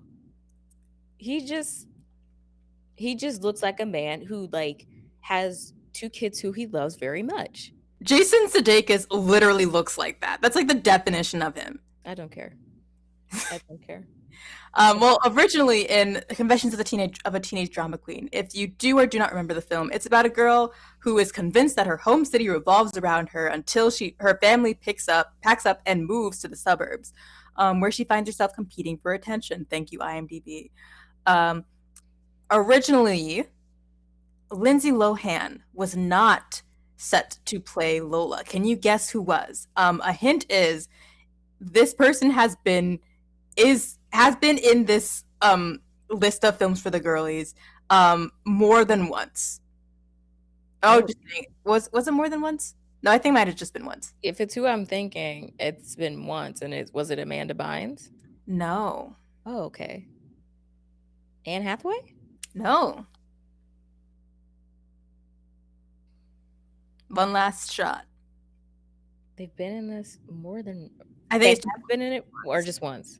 Just once. And are they like a prominent star? Are they like... We'll say they were a Disney darling. A Disney darling. Who... I need to go back and see what we've done. 5, 4. Wait! 3. Is it Hayden Panettiere? 1. Hilary Duff was supposed to be. Oh, okay. But she backed out of the film, and then they cast Lindsay Lohan. Did they know why she backed out? I don't think they went into it. Okay. Probably like money issues. Money, or like, did this come out around the same time as Lizzie McGuire movie? I don't think so, because if it did, they wouldn't have like bothered trying to get her to be in the film when they were planning the Lizzie McGuire movie. This was probably, if I had to guess, after the movie, where they were already having issues with her, like getting, like doing a spin-off series. Okay, that makes sense. Mm-hmm. That makes sense. I can see that though, but I don't think Miss Hill Duff would have brought what Lilo brought. I don't think so either. I think Lindsay Lohan was just like the star of the teen comedy back in the day. It was her and Amanda Bynes competing for it. Mm-hmm. And I'm going to be honest, Lindsay Lohan had it. Lindsay Lohan did have it. When it came to TV, Amanda Bynes had it. But for movies, it was Lilo. For sure. Like with that strawberry, like kind of strawberry blonde, redhead kind of phase that she was in. Oh, she was in her bag. She was in her bag during this time. Like Freaky Friday, Confessions of a Teenage Drama Queen, Life Size, The Parent Trap, all of that. Mm-hmm. Herbie Fully Loaded. Forgot about that. I'm going to be honest. I don't remember a single thing that happened in this movie. Not a single scene do I remember. I remember the theme song. That girl was a teenage drama queen. Yeah, that's all I got. All I remember. But in hindsight, I wish we maybe would have put make sure it's not on here. No, it's not on here. I wish we would have put The Parent Trap, because I love The Parent Trap. It's a very gender neutral movie though. The Parent Trap? Yeah. You think so? I thought so. I thought like it didn't matter what like child you were. You enjoyed the movie. Like Matilda. Matilda isn't for the girlies. Matilda is for the children. That's okay. Yeah. I get that. For the it is for the children. Yeah. Like, I don't think that The Parent Trap was one of those movies that were just like, this is targeted for little girls. I think it was just like for kids in general. It was for kids, but I mean, like, who resonated with it most? I don't think literally anyone. Me. Oh, You resonated with The Parent Trap? with The Parent Trap? I With didn't. The Parent Momo. Parent Trap? Look on. I'm sorry, I was not in any similar type of situation. Literally. No, it absolutely resonated with the girlies. First of all, the whole dipping your Oreo in peanut butter, their impact, the not piercing like their that. ears and putting the like apple slice like behind it in the campgrounds or whatever.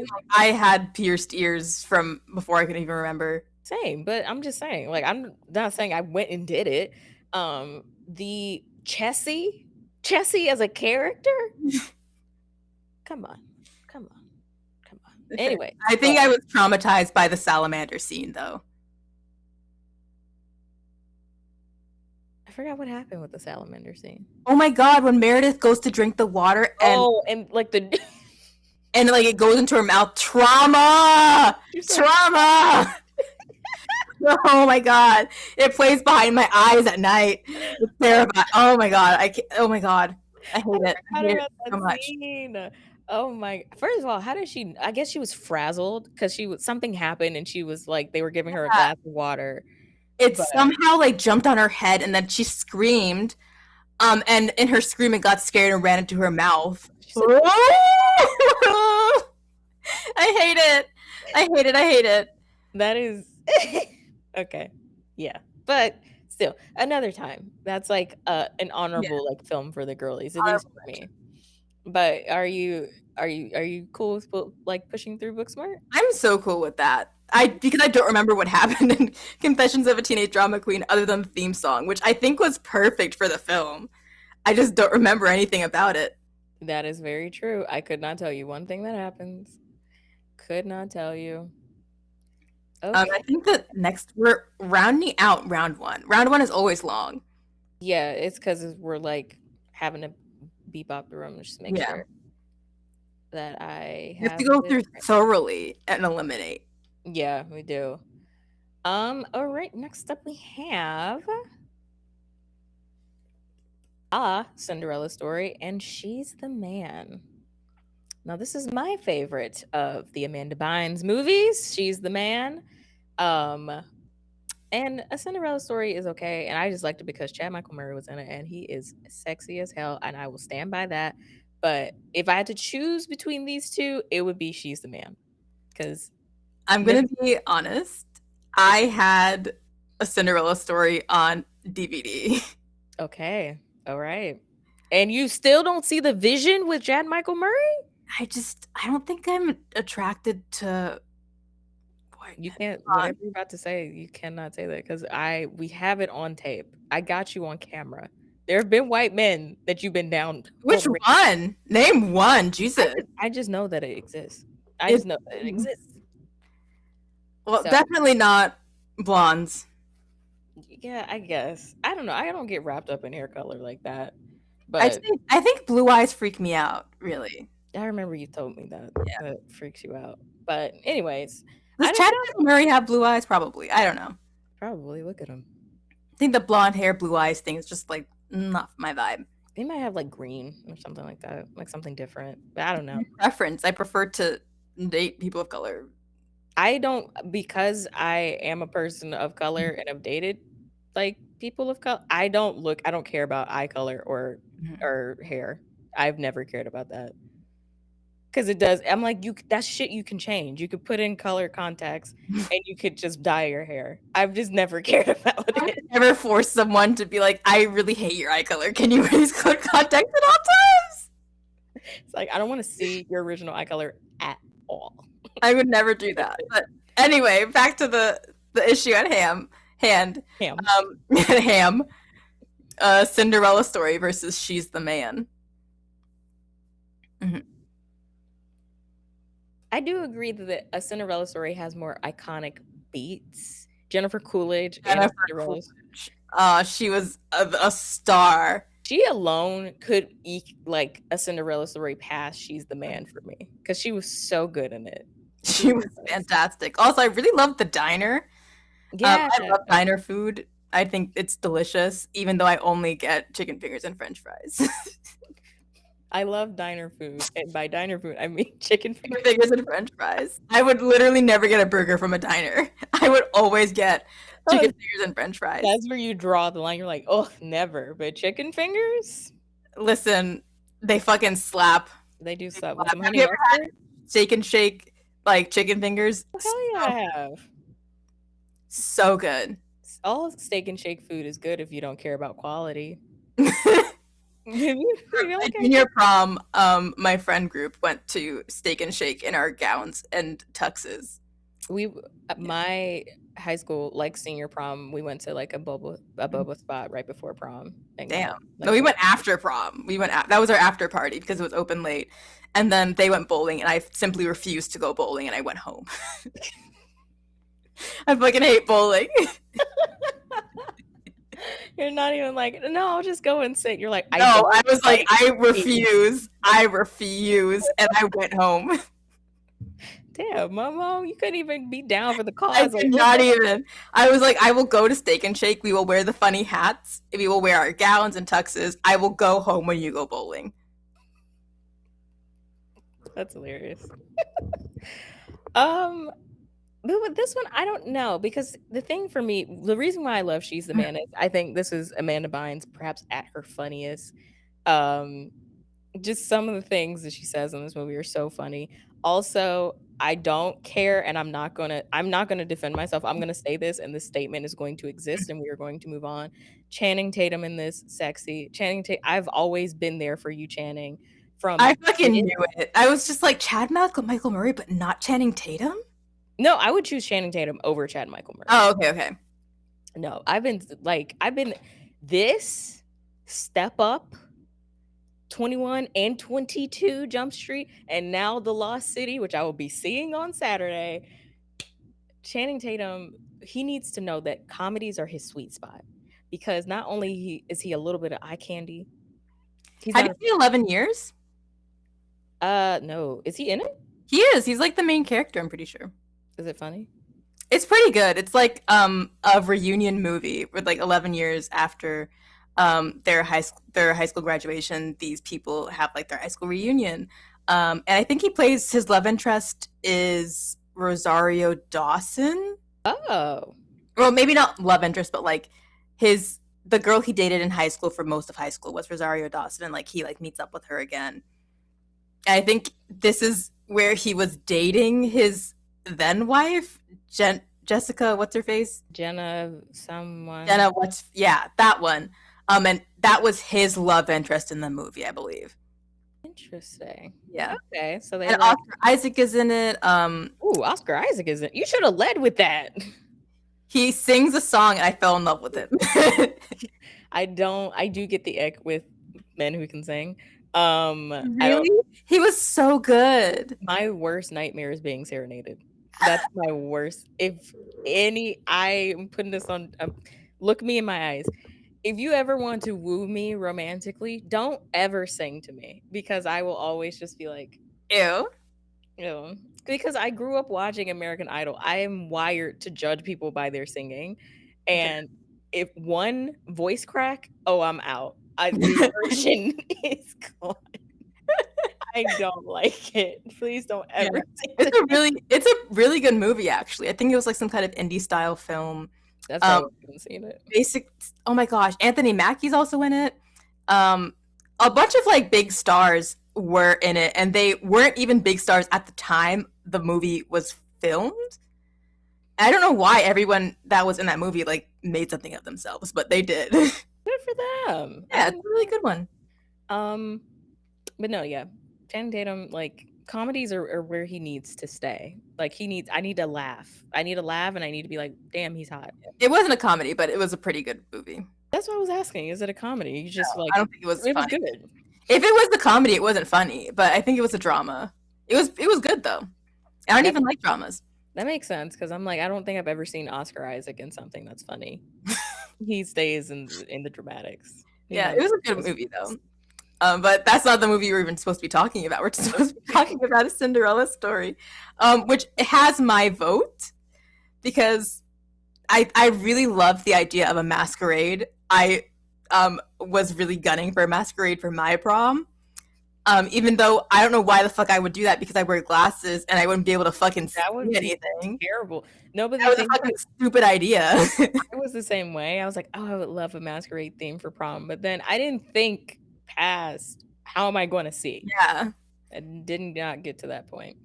I would give my it high to school crush about was like, yeah, that's a great idea. I'm like, it's not, but thanks for being there for me. Is there a connection maybe still there? I'd like that. I've not spoken to him since high school. Oh my gosh. I don't think I like had a crush proper in high school. I Yeah. definitely dated someone in high school. He was not my crush. Ooh. No, I mean, like, if for whatever reason the person that like knows who did this is watching this, hit me up. Yeah. available. I guess I'm below you, so Yeah. she's available. Hit her up. It's her birthday today. Think about it. I would go with the Cinderella Story. I like She's the Man just enough, but Just enough. yeah, I like it just enough. I am much more of like Amanda Bynes in television. That's my girl. That's valid. Okay. Well, do I have anything about? I don't have anything about She's the Man. Yes, I do. So in 2018, Amanda Bynes like admitted that the role of Sebastian/Viola had a really bad effect on her mental health. She's quoted saying, "When the movie came out and I saw it, I went into a deep depression for 4 to 6 months because I didn't like how I looked when I was a boy. Like it's like seeing herself on screen, like looking like that gave her like such dysphoria." Damn. Yeah. And apparently the movie's an adaptation of William Shakespeare's The Twelfth Night. I wouldn't know that because I never read that one. Yep, neither did I. So when people are like, "Oh, it's a Shakespeare adaptation," I'm just like, probably. Fair enough. I'm a little lost, but fair enough. Okay, next up we have another Lindsay Lohan movie. And another Freddie Prinze Jr. movie. Anyway. Why was he on this list like more than once? He's hot. Because he's sexy. That's why. You know why he's on this list twice? Because the 2 movies that he's in, I nominated him. So that is why he's on this list twice. But we got She's All That versus the classic Mean Girls. Both of these had spin-off / remakes, and neither of them were good. Nope. One of them has a very successful Broadway musical. I think it was a musical. Well, it was like kind of. I would say Legally Blonde is probably like a bigger success than Mean Fair Girls, enough, yeah. But, yeah, they do, and the spin-offs for She's All That stars Addison Rae, so that should tell you quality-wise where it's at. But I would like to say that I watched She's All That for the first time. I went on vacation to Walt Disney World, and I saw it for the first time in my hotel room at like 12 o'clock at night.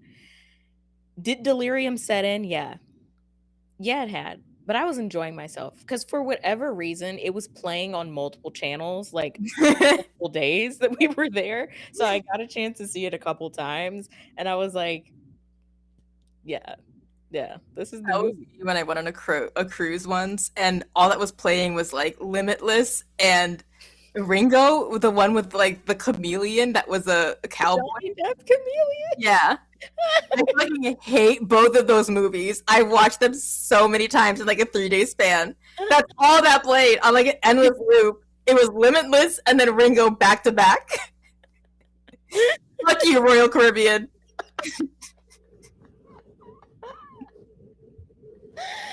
No. I feel like you've been holding that in for years. I have. I fucking hate both of those movies. If I was on a date and they'd be like, "Oh, you want to watch this movie?" I would leave. I'd be like, fuck you. First of all, no, I don't. Oh my god. Oh my gosh, it's so fucking I funny. mean, this is a pretty good movie, but not after you watched it 4 times. And Ringo was never a good movie. I said it. It was never good. People will really defend that movie. They're like, oh, it's so good. I'm like, It was bad. that's your opinion. I actually, maybe it wasn't bad. I just did not like it. Anyway, She's All That versus Mean Girls. There are a lot of issues with Mean Girls. Yeah, unfriendly black hotties. What do you mean by that, Tina Fey? The fact that I've read the actual script for Mean Girls, and it's quite problematic. In that the scene with the Vietnamese girls, I think in the actual show, like they have in the subtitles the N-word, and I was just like, the fuck? And if you read the script, it has that, like, Tina Fey wrote up in the script that they're supposed to say the N-word in Vietnamese. It says like Vietnamese click something, subtitled, Vietnamese English subtitles, and then it's just like what's supposed to be said. I'm just like, okay. What was that for? I'll be like, Tina. I don't think that was an okay thing you did, Miss Faye. That was not okay, Miss Faye. What you mean by that? She's got quite a storied history of doing some shit like that. I did not like that very much. I mean, a lot of people like this movie. I liked other ones. I was definitely like, when Mean Girls had that kind of resurgence in like the early 2010s, I was definitely on board. I was like, okay, you know. I mean, like, I didn't think the fashion was nearly as iconic as like Clueless. They just wore pink. That was it. Yeah. But if I had to, my pick is She's All That. I mean, I'll go with it. It's fine. Thank you. For sixpence, none the richer alone. Kiss me. Oh my gosh. Still. Oh, is it the Kiss Me Out of Fear? That's the movie? Oh. Yeah. Kiss me. I think Rachel Leigh Cook has a very like unique image for. She's very pretty. She is very pretty, but they like made her like the weird like artsy girl. I feel like Freddie Prinze Jr. still like it. The whole conceit of the movie is that like Freddie Prinze Jr. makes a bet with what is his name? The guy from Fast and Furious who passed, Paul Walker. I was gonna say Vin Diesel. I've never imagined him being in a teen comedy. But now that I think about it, The Pacifier definitely should have been on this list. The Pacifier was for the girlies. I'm just saying Vin Diesel and She's All That. Oh my god. I've never seen the movie. No, you're not wrong. Like, I'm not. It's just funny. Okay. Anyways, no, Paul Walker is his jockey best friend, I'm guessing. Yeah, his jockey best friend. They both play soccer, which I don't know. I just like that they weren't like footballers. Football, like they played soccer. That's fun and hot. Anyway, so they make a bet, basically like, I bet you can't make Lainey, who is Rachel Leigh Cook, a prom queen, because Freddie Prinze Jr.'s character used to date this like girl who's like bitchy, and she broke up with him to get with Matthew Lillard's character, who was known for being on The Real World. It's weird. Okay. So like she breaks up with him to get with Matthew Lillard. So to get back at her, he starts dating Rachel Leigh Cook to turn her into prom queen, because he knows that she will probably go out for prom queen too. So Rachel Leigh Cook has no interest in him, none whatsoever. She's just like, you're a jock, we don't have to do this. And he's like very insistent, and like one of the like moments that really got me was like, she's this experimental artist. So she goes to this like show, it's like almost like an open mic. And he goes there, I guess thinking that he's gonna like woo her there, but he actually like gets involved in the art, and she's just like, oh, okay, he's actually kind of like, he legitimately does get into it. It's not like he's just trying to seduce her. And so they eventually like do actually like start to really fall for each other. But then some shit goes down, obviously, that like fucks all that up. And Paul Walker's character eventually comes and like tells Lainey, Mhm. oh, he just got with you for a bet, blah blah blah. And the scene where he's telling her is so funny, because he's just like, Lainey, it's so stupid. It was a bet that he made with me to see if I could, if like he could like turn you into a prom queen or whatever. Like, it's so dumb. So she's just like, yeah, fuck you, I'm not going with you anymore. um and she ends up going with Paul Walker's character. Mhm. But Paul Walker's character is just trying to fuck her. And so when she realizes that, when they get to prom, she's like, fuck you, I'm leaving. And so she goes back home, and Freddie Prinze Jr. is like, has been trying to get her back this whole time. And he like meets her at her house, and they dance near her pool. And they just play Kiss Me, and that's how the movie ends. Also, Lil' Kim and Gabrielle Union are in this because they needed black friends, I guess. So I mean, like, I get the Gabrielle Union, but Little Kim just really like was a loop he threw it at was me.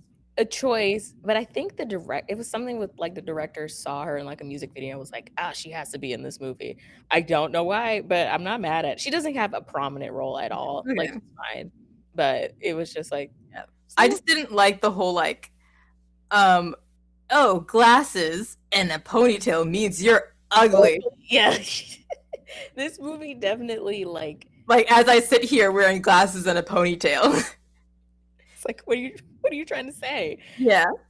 This movie definitely does that. Like, it's not as egregious as other like makeover movies as I've seen, because they talk about how she's not ugly in the movie. Like, Paul Walker and Freddie Prinze Jr. talk about how she's not ugly. She just is not polished, like their type of polished.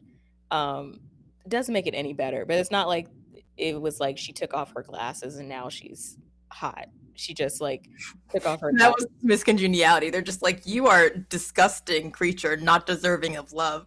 Takes off the glasses, like, you know what, you're kind of hot. Fucking sexy. Where have you been this whole time? Yeah. So yeah, she's all that. I don't know. I like it. I definitely think it's a not as egregious as Mean Girls is. They don't mention the N word in Yeah. She's All That. So I mean, She's All That can move on to round 2, and Mean Girls can be eliminated. That's fine with me. the girlies, they might not like it, but I don't know. I think we're now in an age where we can talk about how Mean Girls, it's quotable, but it's very problematic. Yeah. And as we get to our last pair up of round 2, I think this is probably where Bobby's going to use her save. I have to. I mean, I actually, do I? I mean, I could save use it it round in a 2, but different. Legally Blonde is a great movie. It is a great movie. I like Cinderella 1997 a lot more. I fucking absolutely love this movie. This movie is my personality. Cinderella. Oh, for sure. Absolutely. I mean, I like Legally Blonde. I think the scene where she like puts the pieces of the puzzle of the case together using her like fashion knowledge is really great. I love that it's pink. It's so pink. But I really like how. Sorry, go ahead. no, I was just gonna say I don't think it's just strong enough to say versus Cinderella. I mean, like, I think they're both amazing movies. And I Mhm. think Legally Blonde is fantastic in like the theme wise that like she starts off wanting to change herself to be with this guy, like to get Mhm. this guy's attention, but like she didn't give up what made her her. Yeah. She still kept her girly stuff. Even when people started making fun of her for being like hyper feminine, she was just like, well, I'm not gonna tone myself down so that these people will like me. I'm gonna just be myself. She was just herself, and she started off the whole movie trying to prove herself to this guy, then realized like halfway through, like she didn't want his love or approval. Mm-hmm. And she ends up meeting a guy that's so much nicer And better for her, and who gets her, Yeah. likes her as she is, her little pink self. Like, it not even that he gets her, he's just like, I like that you are yourself. And he maybe he doesn't even understand her fully, but he just like appreciates that she is who she is and doesn't change herself to fit into Harvard, Yeah. where like, most people would change literally everything about themselves to fit in at Harvard. She kind of made Harvard fit in with her pretty much, which badass. Gaslight gatekeeper. Also Jennifer Coolidge. Yes, Jennifer Coolidge is in it. Oh my gosh. I'm taking the dog. I want a hot dog real bad. Like a 4th of July. You look like the 4th of July. Oh my god. Okay. Actual voice, or does she just put that on for acting? I think she just like it's like a exaggerated version of her voice. Okay. But no, I've like heard her talk. She doesn't sound like that. Okay. I just think that this is like both of these movies have great representation in different retrospects. Ways. Like, Cinderella has Whitney fucking Houston Absolutely. as fairy godmother, and Brandy as Cinderella. Whoopi Goldberg as the queen. Don't even remember the guy's name as the king. The guy from Titanic, and they have an Asian son somehow. And Paolo. Oh, sorry, I got it. A message. I'm muting myself. Sorry. Had what did I say? Jesus Christ. Oh yeah, and Paolo as the oh my god, as the prince, and then also that one guy. What is his name? Something Alexander. Jason Alexander as Lionel. The cast is fantastic. It's so good. The cast, the music. I appreciate. Bernadette Peters, fucking Bernadette Peters. Oh my god, yeah. The stepmom. Oh fuck, I forgot about. Oh yeah. Damn. I feel. Songs. I don't want to use my savior because I know I'm going to want to use it for something else. I'm thinking these are both such great movies. It'd be such a shame to lose Legally Blonde in round 1. It was 2 baddies against each other. That's not my fault. I actually put it into the random list generator 3 times just to get a good shuffle in. And this was the best. This is the best one. All right, I'm going to use my save because you've convinced me. I'm reminded of why I do love Legally Blonde. And I mean, Cinderella was already going to go through. Oh yeah, for sure. But I gotta love Miss Witherspoon in this role. And this was probably the better movie for her to go through in and not Cruel Intentions. I agree. I mean, like, if Anne Hathaway had an audition, she probably would have been yeah, I forgot. She was up for Princess Diaries. Yeah, also Christy, Carlson, Romano was supposed to audition, but like was doing something with Even Stevens and couldn't. For Princess Diaries? Uh-huh. I feel like if she would have auditioned, she might have got it. I think so too. I think it was between Anne Hathaway and Christy, Carlson, Romano. They would have gone to Christy, Carlson, Romano. Christy, and she would have never let us hear the end of it too. With her little YouTube channel where she's spilling all the tea on Disney Channel and stuff. Oh. I mean, that would have been big news for her in her career. But I think we probably would have had to end like Kim Possible, and also she would have left Even Stevens because she would have been doing that movie. It would have been a lot for her. We might not ever have gotten Kim Possible depending on when Princess Diaries came out. You're right. I think, when did Princess Diaries come out exactly? Yeah, I think Kim Possible was like 2002, 2003. Maybe. Yeah, Kim Possible was 2002. Oh yeah, Princess Diaries was 2001. We would never have gotten Kim Possible, or at least she wouldn't have been Kim Possible. Probably not. It would have been someone different. Yeah. So, and it wouldn't have been Anne Hathaway. That's for damn sure. It would not have. But yeah. Oh no, that's my one theory. Yeah. If Christy, Carlson, Romano could have auditioned, I know for a fact she would have gotten it. But that's round 1, and I know that was long, but like round 2 and 3 goes like that. Yeah, because we've already gushed about these movies already. Yeah. So we're gonna do like a short intermission. Like it'll probably be like 5 seconds for you guys, and it's gonna be like a little bit longer for us as I go ahead and shuffle the shows that are going into round 2. And for those watching, those are Scooby-Doo 2002, the Lizzie McGuire movie, Aquamarine, Another Cinderella Story, What a Girl Wants, Bring It On, Princess Diaries, Life Size, Ella Enchanted, Bratz, the movie, Bring It On, All or Nothing, Booksmart, A Cinderella Story, She's All That, Cinderella 1997, and Legally Blonde. And we will see you in a bit. Bye.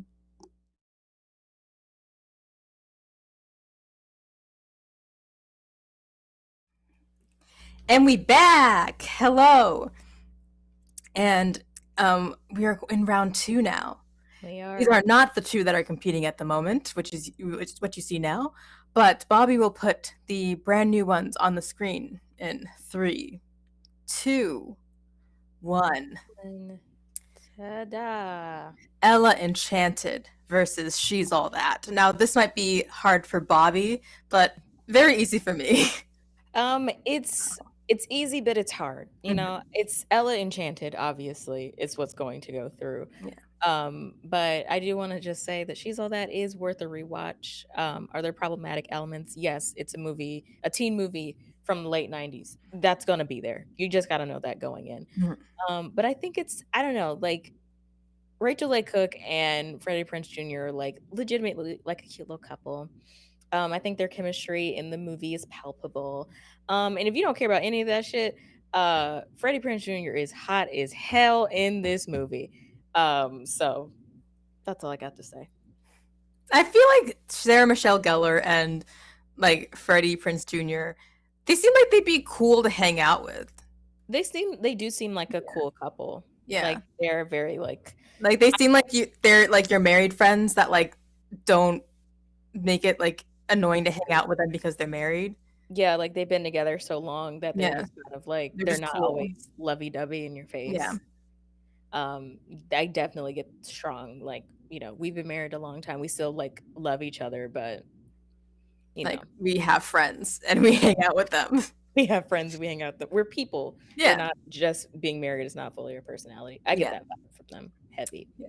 But Ella Enchanted moves on to the next round. Absolutely, it does. Damn right. And as I said before, round 2 goes really quickly. Rounds 2, 3, and then I think 4 goes a little bit slower. Well, technically round 3 goes a little bit slower because that's when we were like really torn. But round 2 goes really quickly. Yeah, all right. It's like split decisions. All right, next up we've got the Lizzie McGuire movie versus Bratz. This is not hard. Not hard at all. The Lizzie McGuire movie all the way. Bratz is a terrible movie, and Bobby and I are working on a rewrite right now. We are working. Don't you fret. We will have a rewrite within the next 3 to 4 years. We will have a good Bratz movie for sure. Okay. They gotta remake this movie. It's so bad. It's just so objectively terrible. Like the fashion is the first thing they went wrong with because the slogan for the Bratz dolls is "We're the girls with a passion for fashion." Passion. You think if they didn't get anything else right about this story, they'd get that right? That right. Nope. The TV show did it better, and it was with like $2 animation. $2 and a ham sandwich animation, absolutely. All right, moving on from that fucking monstrosity. We've got Aquamarine versus Scooby-Doo 2002. If I've already established that I will ride for Freddie Prinze Jr., y'all already know the answer to this one. You already know. I'm sorry, Sarah. You know I'm a Darcy's Wildlife girl for life, but Freddie Prinze Jr. as Freddie? That's my boy. That's my man right there. Well, I do have something to say about Aquamarine. Okay, go for it. So, what is so funny about this is, you know, all movies have a soundtrack. Absolutely. The Aquamarine movie is no different. All but one of these lovely women right here have a song on the soundtrack. And the one you would think would have a song on the soundtrack does not have a song on the soundtrack. You mean to tell me that JoJo does not have a song on the Aquamarine soundtrack? JoJo does not have a song on the Aquamarine. But Emma Roberts does? Emma Roberts and Sarah Paxton both have songs on the soundtrack. Emma Roberts sings a cover of Island in the Sun by Weezer. And Sarah Paxton sings a cover of Connected. Now, if you are a Barbie girl like me, you know that Connected is also the title track of Barbie and the Diamond Castle, which made me go down this sort of rabbit hole. Like, wait, who made the cover of what? Like, did like Mattel buy like Sarah Paxton's song and then made it the title track of Barbie and the Diamond Castle, a movie that came out like I think later the same year? No. So apparently Connected, which is a best known theme song of that movie, was originally a song by a Mexican group, RBD. It's a song they sung in English, and I don't understand how that came about. It's very confusing to me. But somehow the people at, I think it's Paramount that made the Aquamarine movie, heard the RBD song and was like, great, we're going to have our girl Sarah Paxton sing it. And then Mattel heard Sarah Paxton sing it and was just like, damn, we want to have this song in our movie, sung by Rachel McAdams, I think. Rachel McAdams? Is it Rachel McAdams that sings it? Damn, what's her name? Hold on. Regina George? No. Oh, let me see. Fuck. I think it actually is Rachel McAdams. Connected in the Diamond Castle. There's no way. It can't be Rachel McAdams, because that would just make this even weirder. Oh, sorry, Catherine McPhee. Oh, Catherine McPhee. Okay. They're same brown hair, brown eyes, actress. Same difference to me. Sung by Catherine McPhee. That was a journey. I just don't get how JoJo, and it's, you know what? Knowing the time period and knowing probably white executives behind this movie, they were like, you sound too urban for this soundtrack. I know that's exactly what it was. JoJo, you don't have to tell your story. I already know it, girl. I know exactly what they said. Yeah. The Island in the Sun cover it's a cover of Island in the Sun. And the Connected cover was sung best by Catherine McPhee. That makes sense. But then again, these were also like kids singing the songs. JoJo was what, 15? That's fair. And she would have absolutely bodied that soundtrack. I'm pretty sure the Jonas Brothers also had a song on the soundtrack. They couldn't have leave, Get Out, or Too Little Too Late or something. I don't know. They didn't put any of her songs on the soundtrack, but the Jonas Brothers, Sarah Paxton and Emma Roberts, all had songs on the soundtrack. They're sick for that. They really are sick for that. Yeah, that's all I had. That's what I've been harboring in my heart for like 3-4 days, because I was just like, what's going on here? You were connecting the dots of like, where did this song come from? Because first of all, Connected is objectively an amazing song. Like, if you have time in your day, listen to it. I would play it right now, but we would get our channel taken down. Yeah, we absolutely would. It's really good. But we can move on, since unfortunately Aquamarine is not moving forward, which is a travesty to all mermaid girlies, including myself. But Scooby-Doo was a really good movie. It really was. And I forgot to say at the beginning of this that it is written by James Gunn. Yeah, it is. It was written by James Gunn. And people, I would say that it is his Optimus Prime. Momo, you have to stop this. You have to stop. And the Optimus Prime of his career is the Scooby-Doo 2002 movie. Oh my god. And yes, I fully know it's magnum opus, but saying it's someone's Optimus Prime is so much more fun. Rhyme. Oh my gosh, that's so funny. How did I already fuck this up? Oh my goodness. Okay. Aquamarine. I know the next one is that. And so unfortunately, we're not moving forward with Aquamarine. So do we have anything else about Scooby-Doo? I just think it's so funny that like back in the day they hated this work by James Gunn. When everyone knows that man did the Lord's work with that movie. He did. And then how many years later, like 20 years later, bringing us the Peacemaker series and Guardians of The the Galaxy. Guardians of the Galaxy, and what is the other one?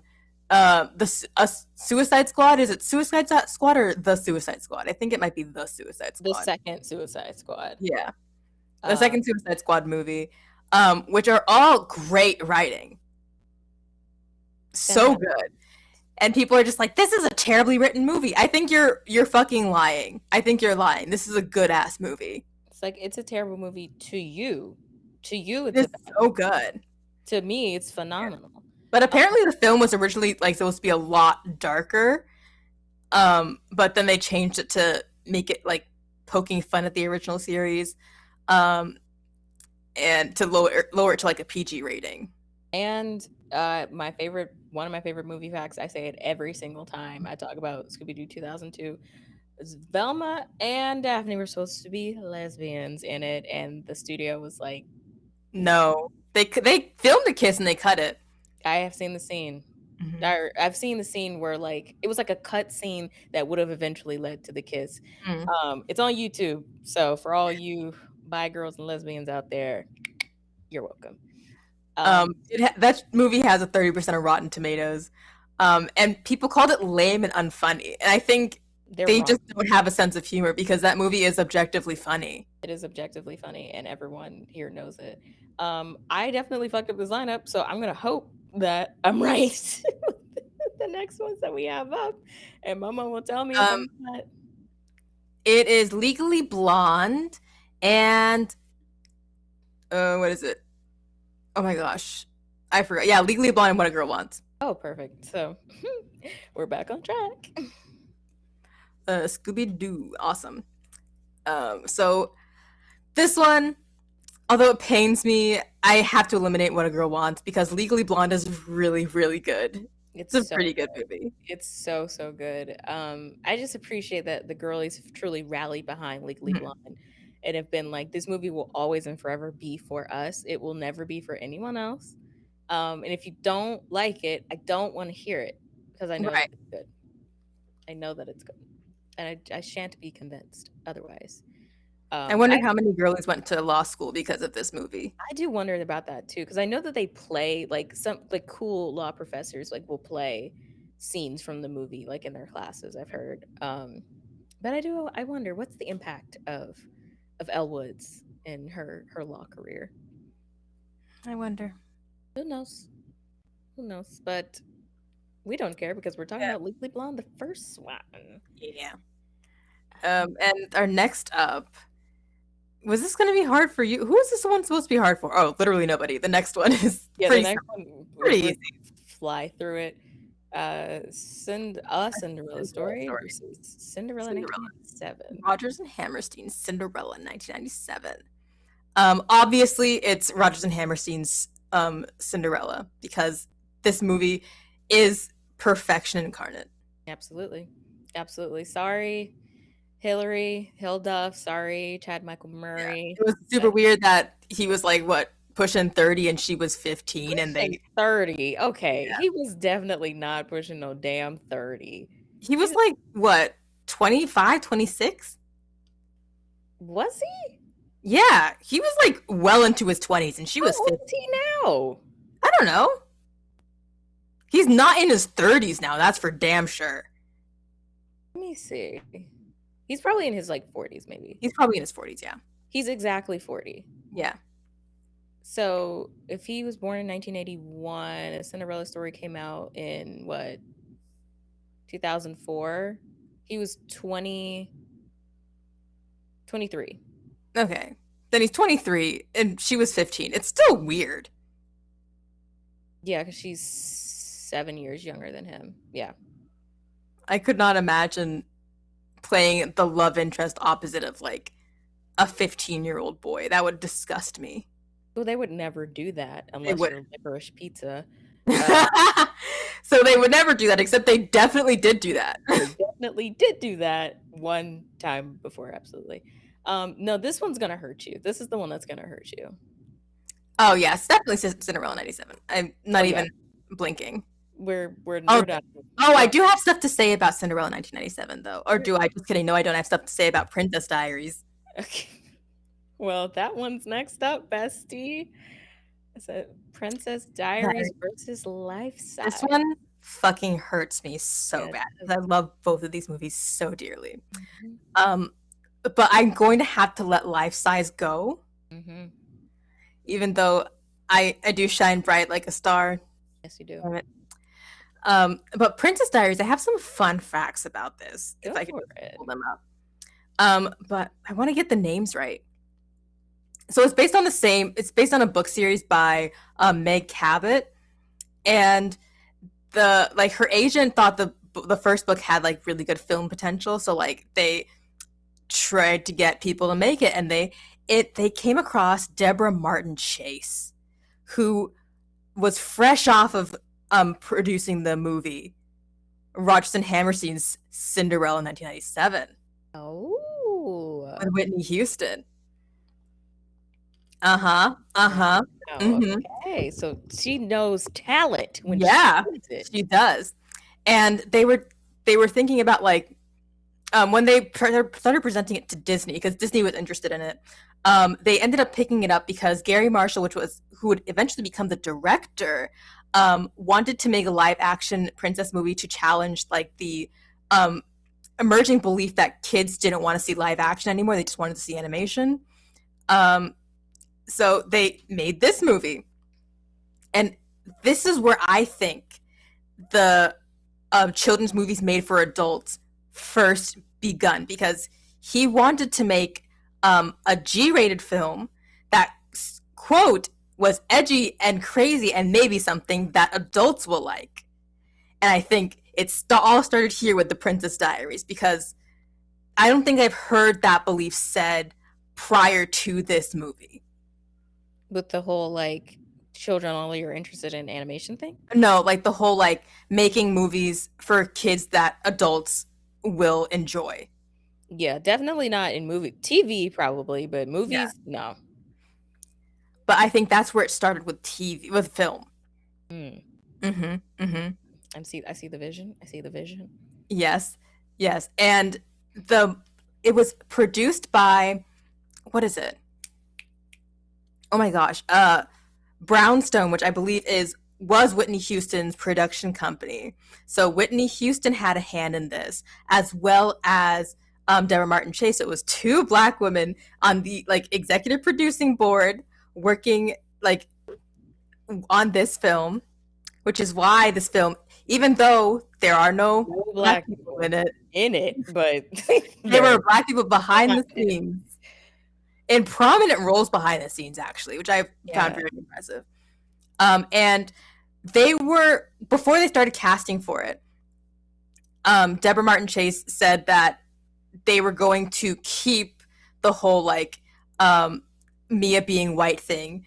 I think it's a little bit problematic why she said it, because she didn't want to be shoehorned into making only Black movies, because she had just done Cinderella in 1997, and she wanted to like not be shoehorned into that, which I think there are other ways she could have said that, and maybe she did say that, and she did say it differently, and then Wikipedia was just like, we're going to change what she said. It's possible, like, because I get maybe why she might have been alluding to that. Yeah. But yeah. I understand where she's coming from. I just feel like there are probably other ways you could have said that. Or maybe just not said that at all.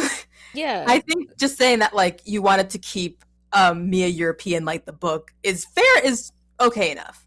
Yeah, I think just go with the route of I just wanted to keep it authentic to the book, because it is very different from the book. If you read the book, I have not.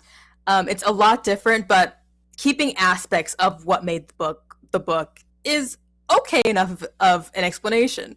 Yeah, rather than she has to be white, because I don't want to be shoehorned into making Black movies, which I like.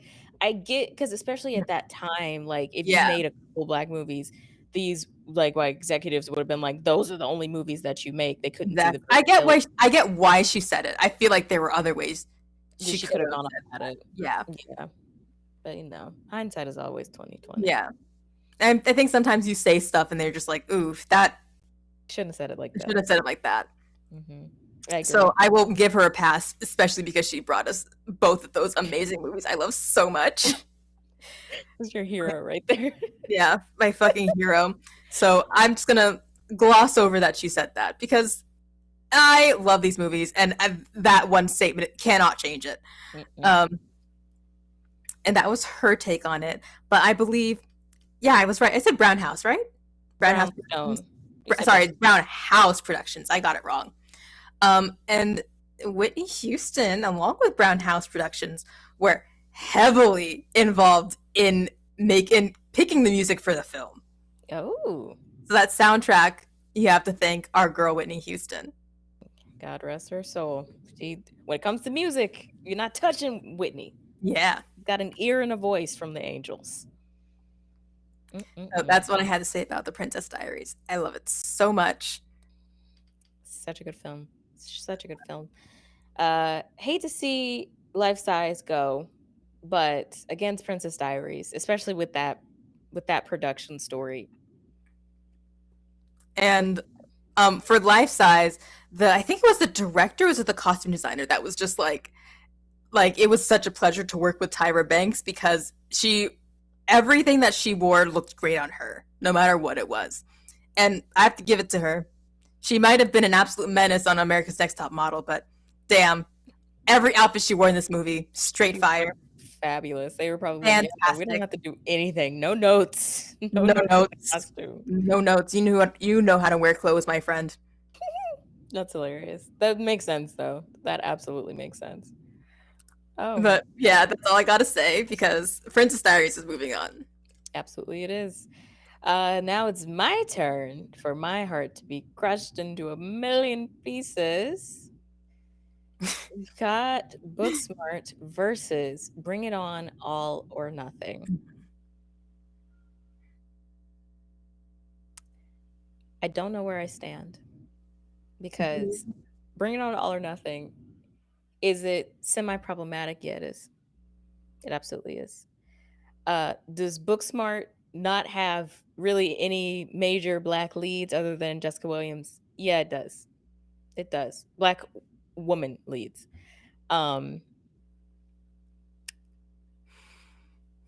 This is hard. This is difficult for me because I love both of these movies so much, but I think I do love Booksmart a little bit more. I care about Bring It On, All or Nothing a lot. Like a lot. And if it was going up against anything else, I think it would have won. But against Booksmart, really, Booksmart is on my wall. Like it's a movie that really means a lot to me.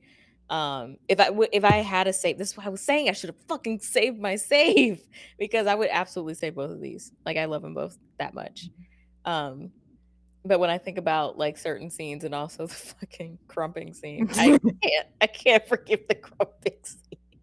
I really can't. And also it's my like second favorite Bring It On movie. Okay.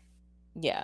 So I get that. If it was your first favorite, I'd be like, oh, you can't eliminate it. No, it's my second favorite. Okay. The first one is my absolute favorite, but this one is like really, really close. I'm not sorry because there's no way we could say goodbye to Legally Blonde in round one.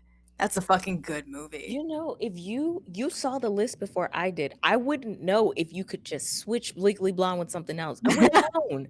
And you could have taken that secret to the grave and we wouldn't have had to be in this mess. I don't like to manufacture anything. I like it to be completely organic and all the pain I feel is real. Nope.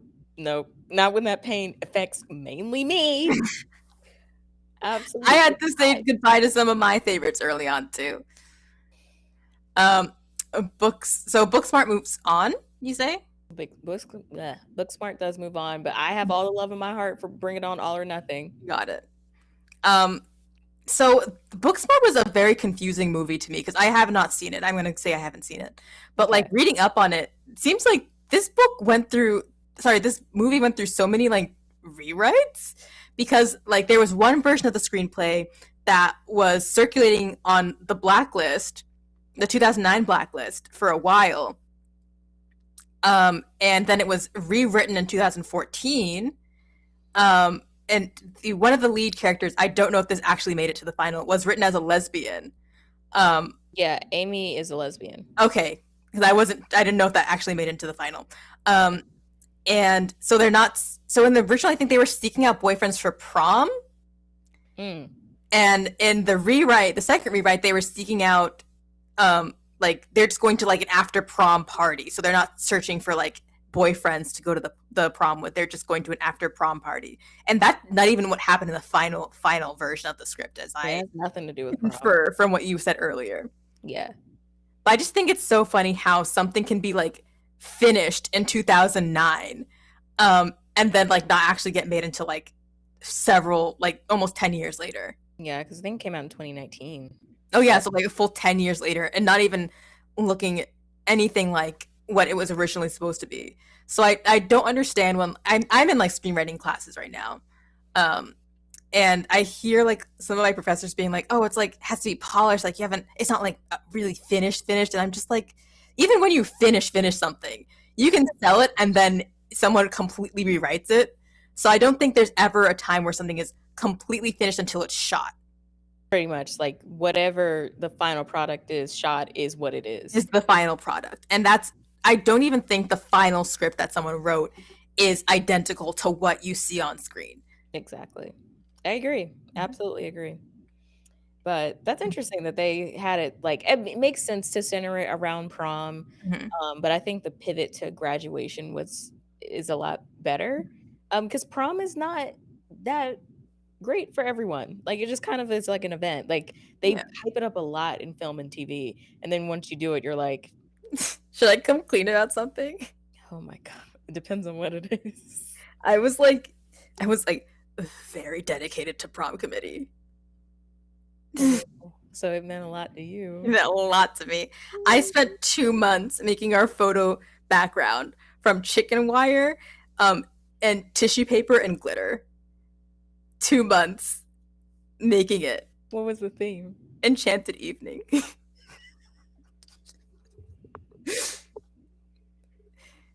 Was any of the information surprising to you at all? No, it's not. It's not.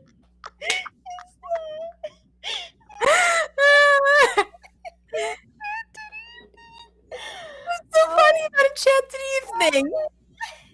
At least it wasn't A Night Under the Sea. That's not that far. Because you have half of the theme of the prom from not Bring It On, Back to the Future. It was like Enchanted Evening Under the Sea. Oh. Oh my god. You know what though? That does make sense. I feel like you would either have been really dedicated to prom committee / homecoming committee or yearbook. Were you in yearbook? Were you in yearbook? I was not in yearbook. Okay. But 50% of the photos used for yearbook are ones I took and sent it.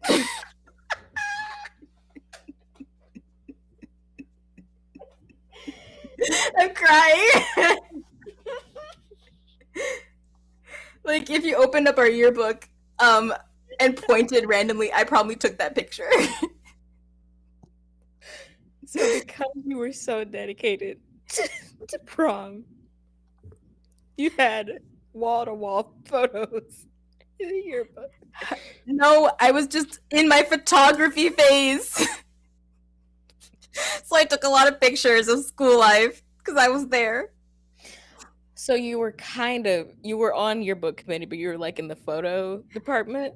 No, I wasn't in yearbook at all. You were just doing this. I was just doing this. Photo vigilante? I was just a photo vigilante. Like there was like this thing that they had this kind of thing that they did that if you use like our high school's hashtag on Instagram with images you post, they would end up in like the yearbook, and they were just like pretty good because like they were good, and they ended up using like almost all the photos I took. They were probably like, oh shit, these are actually pretty good photos from this dedicated photo vigilante. They were like pretty good photos, honestly. Oh my gosh. You know what? What makes it funny is that none of this is super surprising, but it doesn't make it any less hilarious. Oh my goodness. I love that. I really do love that for you. because I know you were so dedicated to it, and it I was was so so dedicated. Like the thing is, I got this DSLR camera because my mom bet me I couldn't get an A in calculus because I was the only person that failed our first like calculus test. Like literally the only person in class that failed it. And she bet me I couldn't get an A in calculus, and she bet me the camera I couldn't. So I ended up getting a 95 in calculus, and I got that camera, and I just like went ham. buck wild. I went buck wild. Like most of the pictures that ended up in the yearbook were from semester 2, from our second semester, because that's when I got my camera. But I was a fucking menace. So like I think if I watched Booksmart, I would heavy relate. I think you would. I really do think you would. Oh my god, I need you to watch it. Watch it at some point. Yeah. I'm not gonna put a timeline on it, but watch it at some point because I think, Yeah. based off of that, I think you would. I was a lot. But you know what? I love that. I love that about you. I really do. Which is why I literally don't know why that my crush had a crush on me. I was so much. But hey, he liked it, and that's He what did. mattered. He was like, you know what? You're not a lot. You're just enough. That's what he thought. You were just enough, and that's what I think as your friend now too. You're just enough. Thanks, Bobby. Oh my goodness. No one has told me it's my birthday. I would say that if it wasn't your birthday. I mean, like anyone that's commenting happens to be commenting now. Don't insult me. It's my birthday. Yeah, you cannot talk shit about Momo, even though no one like you. If anything, I'm the one who people are like, Bobby, what the fuck? So today especially, no one talk bad about Momo. It is Momo Day. Yeah. All right. So what are we?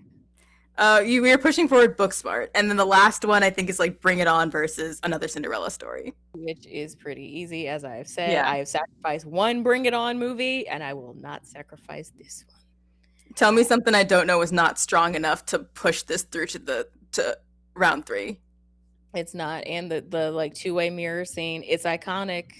I love it. It's not strong enough. Not against Bring It On. Not. Do you have any parting words to add to Bring It On? All or Nothing, or just Bring It On / Another Cinderella Story, if you have any thoughts as I put this through the random list generator. Bring It On, a classic.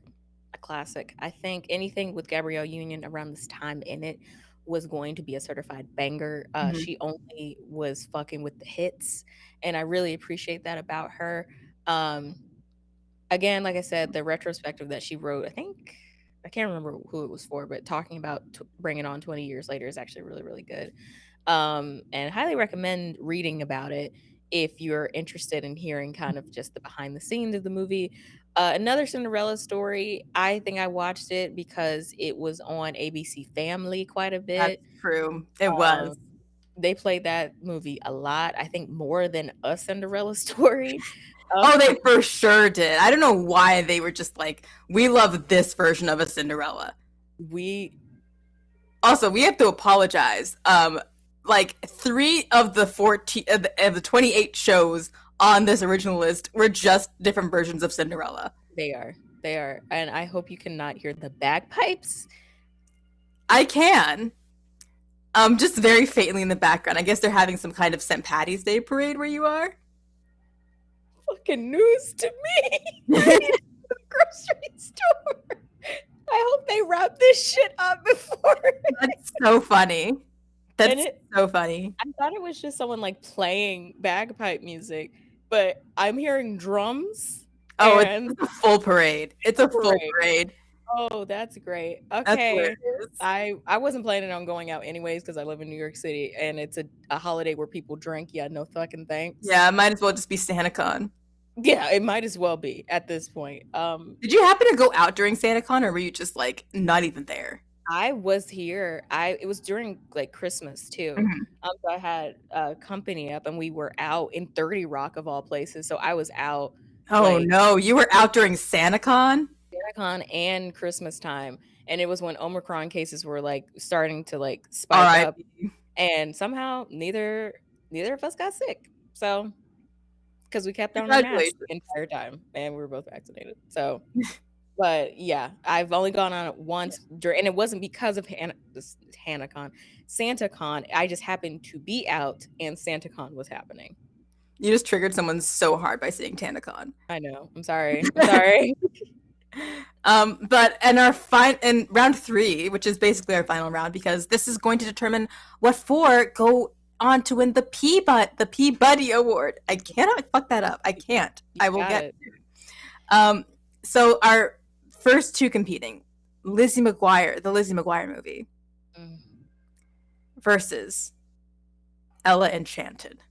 And as Bobby gets that on the board, no, we will mentally deliberate. I'm sure everyone in chat has already mentally picked which one is their favorite, but for me it's harder because the Somebody to Love remix by Anne Hathaway is like surprisingly good, but also the Lizzie McGuire movie is iconic, down to the outfits, the like sachet scene where she's doing that runway thing, which is so funny because that was like when I had a dance recital, and that was my tap recital dance. Was it really? Song. Yeah, I don't actually know the name of the song, but I know like sachet work, turn cover girl, work it girl, give it a twirl. Yeah, that was like my. Oh really? RuPaul's Cover Girl. I had no idea. That was like my tap recital dance. You better work. And I would just imagine a little Momo. You better work. Cover girl. Work it, girl. Yeah, that was me. Doing my thing. Doing your thing. Yeah. I was a lot. Oh God, I was a lot. I think I am a lot, but that's fine. I think You're just now realizing that you thought you toned down in the years? I'm at least 25% more chill than I was in high school. That's shocking because I don't mean okay. No, when I say shocking, because it's a lot going on right now. So I don't know how you operated at 25% more than where you are right now. You're like a lot in the best possible way because you're doing a lot of different things. You're doing a lot of different things. No. This is like when you were like your Disney adult derogatory. And you remember when I took that to heart? You remember that? Yeah. So this is the same shit. So I think like you would be like, okay, Momo, you have to like relax. Like when we were if we were in high school at the same time. Like I do now. I can tell you now. You gotta relax. Yeah. So all that would be different is that we would be in high school. Yeah, essentially. I would be like, I feel like I have no idea what we would be like. We would be like if we were in high school together. I do feel like we would be friends. Oh yeah, we would definitely be friends. I feel like it wouldn't be much different than how it is now. Oh, I don't know. I don't think so. Maybe you don't think we'd be friends? No, I don't think it'd be so much different. I don't know if you would put up with me in high school, though. I would. Aw, Bobby. Because we, like, there are parts of you that can be a lot, but, like, we still get each other. And that's what matters to me.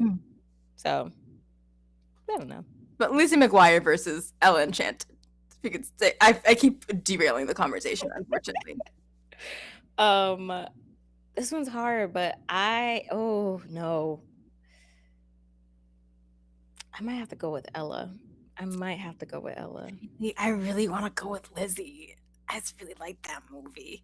I do too. I like both. There's like they're interchangeable. Like if I had to pick one, I would say Ella Enchanted. If I had to pick one, I think I'd say Lizzie McGuire. Do we want to do rock, paper, scissors for it? Yeah, we'll do rock. Actually, it's your birthday. We'll do. Oh, really? Oh, yay! I think Anne Hathaway is probably going to get Princess Diaries anyway, so she's fine. She's fine. So Lizzie McGuire goes through to the next round, and oh my gosh! If you were wondering why Miranda was not in the Lizzie McGuire movie, it's because she was filming the Disney Channel original movie You Wish, which is the one where this boy wishes away his little brother, and his little brother ends up being not related to him, but like a super rich child star. Oh, that's fun. Okay. I don't think I remember that one at all. So she should have just been in the Lizzie She McGuire should have just movie. been in the movie. Okay, what's next? It is Bring It On versus Momo. Momo, don't do this to me. I guess I will doctor it because Bobby said it's okay. What was it originally? It was originally against Princess Diaries. Ooh. Yeah. Ooh. No, you gotta switch that around. Is Legally Blonde okay? Yeah, that's fine. That's fine. Oh no, I couldn't. Okay. Oh my gosh. I almost threw up. I almost threw up. Oh my god. I almost threw up. That was terrible. That would have been so bad. Okay. Are we gonna keep this in, or should we just do it We'll as keep if? it in. We'll keep it in. Because that was terrible. Oh my gosh. Like I almost threw up. Like I'm seeing stars right now because that really knocked the wind out of my body. Oh my god. Okay, this is hard, but not that difficult. Whew. Even though I do think Legally Blonde deserved to go to the final round. I think round 3 is so good. Is good enough. I already sacrificed one, Bring It On. I cannot do another. I cannot do because Princess Diaries was gonna beat it. Was absolutely gonna beat it. We would have been fighting for real. I'm sorry, your birthday would have gone Yeah. out the window because we would have been boxing. How we did with Codename Kids Next Door and Hey Arnold when I almost quit the show. Yeah, we would have had that part too. But no, I gotta push Bring It On. Because I know Princess Diaries is gonna it's gonna push past. Yeah, it's probably for sure. And I feel like Legally Blonde, this is a good spot for it. It's not at the bottom, it's a little bit closer to the top. Yeah. That's pretty, it went very far. It did. It went pretty far. Oh my god. But the next two up are Booksmart versus Booksmart versus Cinderella 1997. Oh man. Oh, this is hard for me, but it's easy for you because you haven't seen Booksmart. Yeah. It's probably good I haven't seen Booksmart because I would be very torn.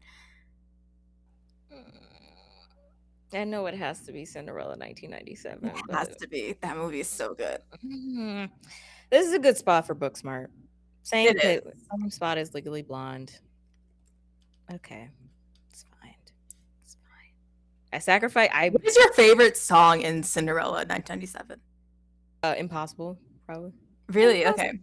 Impossible. That's the one that sticks out to me the most. Like, I am a contrarian. Okay. Which one is your favorite? It's tied between There's Music in You and The Prince is Giving a Ball. I think Jason Alexander put his whole Jason Alexander receipt in that song. People talk so much shit about Jason Alexander because he plays a character who's considered to be like the worst part of The Hunchback of Notre Dame, which if you've seen The Hunchback of Notre Dame, there are a lot worse parts than that. But I don't know. I enjoy Jason Alexander and stuff. Like I liked him in Harley Quinn show quite a bit as Sal. And he was like really good in this. And he did put his Jason Alexander into that song. Oh my gosh. Like a good ass song. I haven't seen Cinderella 1997 in a hot bit, so I don't like Bobby. It's just been a minute, but I still love it. I'm pretty sure I watched this like 2 weeks ago. It's just been a second. I need to go back and rewatch it because I used to watch it all the time when it would come on like Disney Channel and stuff. It rarely came on Disney Channel. Not often, but like it did come on once or twice. I don't even remember that. Well, how did you watch it? Did you own it? I'm pretty sure. I remember watching it for the first time in preschool. This is when I became conscious. That's when you got sentience. Yeah, that's when I gained sentience. I'm straight up. Like it was the weekend. It was the Friday before Father's Day weekend. And I remember because I was watching the movie and I was so into it. And then I got called in the back to like finish my Father's Day card. And I was just like, I'm in the middle of something. Can't you see? This is important to me. Yeah, I became sentient watching this movie. That makes I sense. really thought, I convinced myself in that moment when I turned like 18, I was going to look like Brandy, and I was very disappointed when that didn't happen. But you still look gorgeous as you do I now. know. So it worked out. It still worked. You're not Brandy, but you're Momo. I'm not Brandy, but I am me. You are me. Or you are you, and I am me. And that's what matters. I guess our last pairing, which is the Princess Diaries versus Scooby-Doo 2002. Oh no. Oh no. No, I can't. No. Oh my gosh. No. Bobby, I can't change it. No, you can though. You can. I can't. I really can't. This is the last pairing.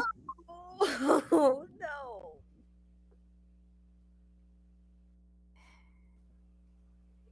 No. No. No. No. No, I'm not. No, I'm not. I'm not. I abstain because I can't. Okay. Then I vote for the Princess Diaries. I cannot do this. Scooby-Doo versus Princess Diaries. Listen, I changed up, like, I think it was supposed to be originally against, like, Legally Blonde versus Scooby-Doo, but I changed it because I wanted to make sure Bring It On got through.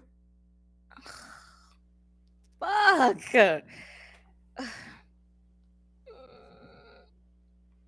What are the top four? If Princess Lizzie McGuire, Bring It On, Cinderella. God damn it. Okay, Princess Diaries has to go through. It has to, because there's nothing I can say in the world that will get you on my side for Scooby-Doo, even though I fucking adore that movie, and in its honor, I will be watching it tonight because I think that is a good move. That is a good move. I just has, like, I think Julie Andrews. There is not someone else that could have played. What is her name? Oh, fake fan. No, it's like even know her name. I didn't remember her name. I just know she's the Queen of Genovia. Did they ever say her name? I think Anne just addressed her as like grandma. Yeah. I don't actually remember her real name, but I just know she addresses her as grandma all the time, or like she's usually referred to as grandma or the Queen of Genovia. That is true. And also, isn't Sandra Oh in Princess Diaries? She is. She's the principal. Yeah. Okay. She's the one that's like, the Queen is coming. And I think off of the strength of how much both of us I know love Turning Red and how much Sandra Oh was like fucking phenomenal in that, it has to be. She was great. It has to be Princess Diaries. I am a Ming Lee apologist.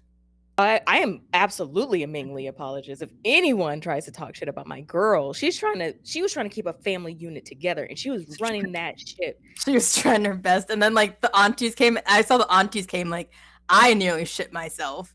And I was like, oh no. If those are my sisters, I would be a little bit like scared too. I don't think they ever got named, but like I only had one aunt like that. And I don't think I could have dealt with like 4 or 5. I do aspire to be that type of aunt. So I don't. I had that aunt. If my brother has a kid, just know. I will be a nicer version of that, but like bougie aunt, yeah.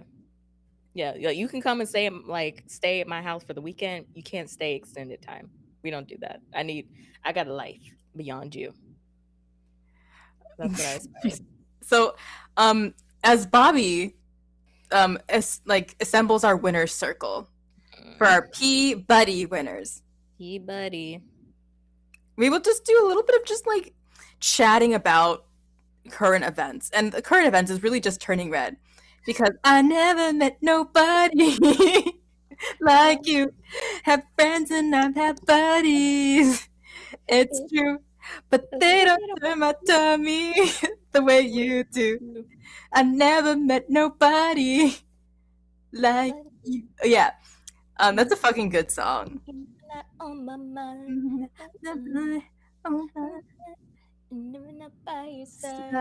Your side.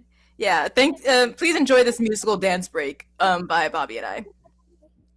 Yeah. So it's a good movie. Also, I think my favorite scene for comedic value in that movie was just like like Miriam singing to Mei. I think like the whole breaking into song to cheer your friend up. It is nice. It's peak 13-year-old girl. I'm not seeing the winners overlay. It's the top. Yeah, it's the top. It's always been on though, according to streaming elements. It is. Oh my gosh, Mom, I'm filming. Let's see. Because I'm only seeing in the settings for the winner overlay just the graphic that says film for the girlies. Did I accidentally? Oh fuck! Did I fuck it up? I think I might have fucked it up by accident. I just changed the image. But yeah, that was one of my favorite scenes. Them singing to each other. I thought that was really fun. Like Emotional scenes. The inner child, Mei talking to her mom's inner child was beautiful. Oh gosh, it was so good.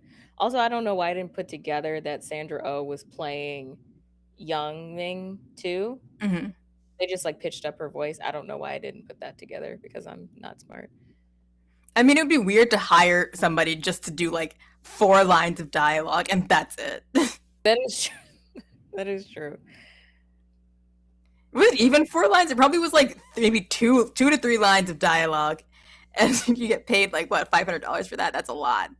She just got like when she was like, I just never feel like I'm good enough for her or anyone. I'm like, you are big. Oh, Ming. Hugs. I also love the like very uptight woman and then very nice husband stereotype. I think that is so cute.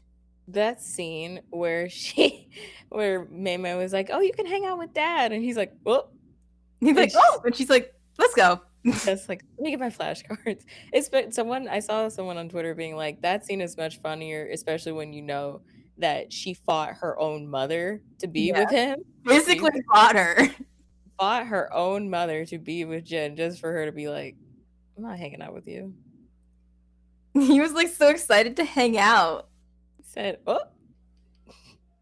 It's like, nope, not hanging out with you, partner. No thanks. Okay. Get this over here. Oh gosh, it's gonna be a fucking nightmare going to the grocery store, and I just have to get like one thing. I don't know what happened to that parade. I think it passed. Maybe, but I don't know where they would go. I mean, like it's not like it's just residential areas beyond my street. They went to the residents. They brought the parade to them.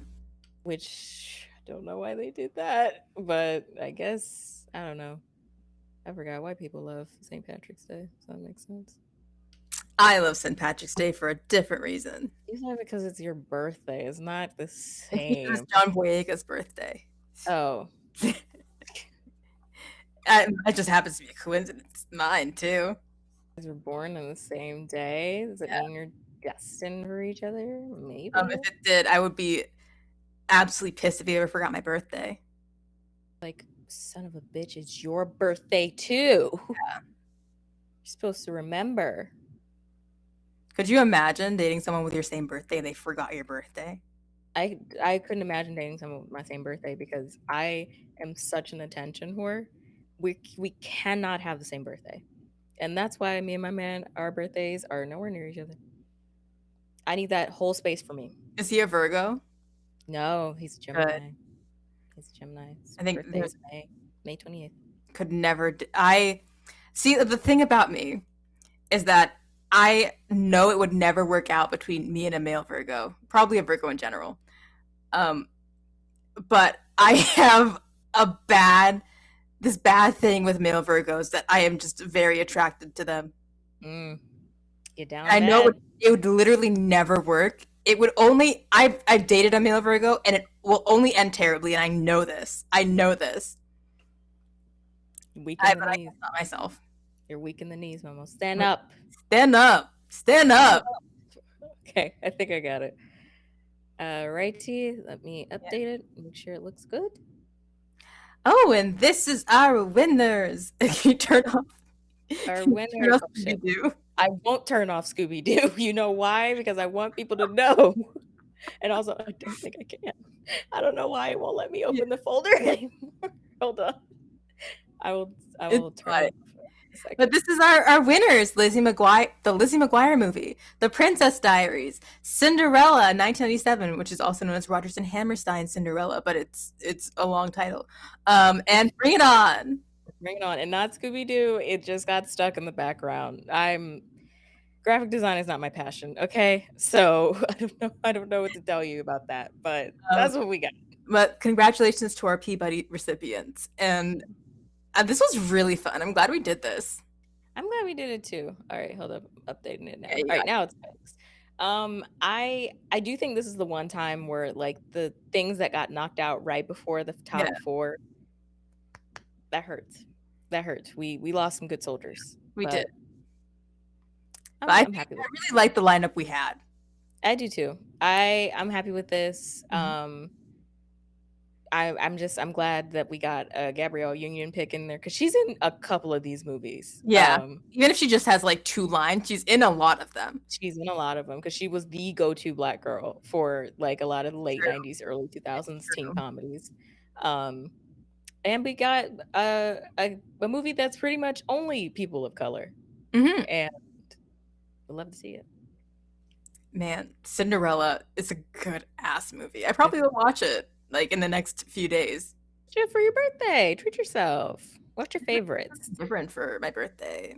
I'm not gonna watch Cinderella. I do that when I love watching the movie. It makes me feel good. Okay, I mean, I would think you would want to feel good on your birthday, but you know what? I don't know what Maybe you want to like I feel. watch it when I'm down. I'm feeling down. Oh, so it's like a pickup movie. It's like a Yeah, pick it's me like a up. pick me up movie. Okay, okay. If I could find Bring It On any fucking where, I'd absolutely watch it. I It can't believe it's not available for streaming anywhere. it You know what was we should on probably do? Tubi. Our due diligence is to tell people where they can watch the films that win the Peabody. That is true. I mean, I know Bring It On, All or Nothing at least, and Mhm. Bring It On Again, which is the second one, are on Peacock.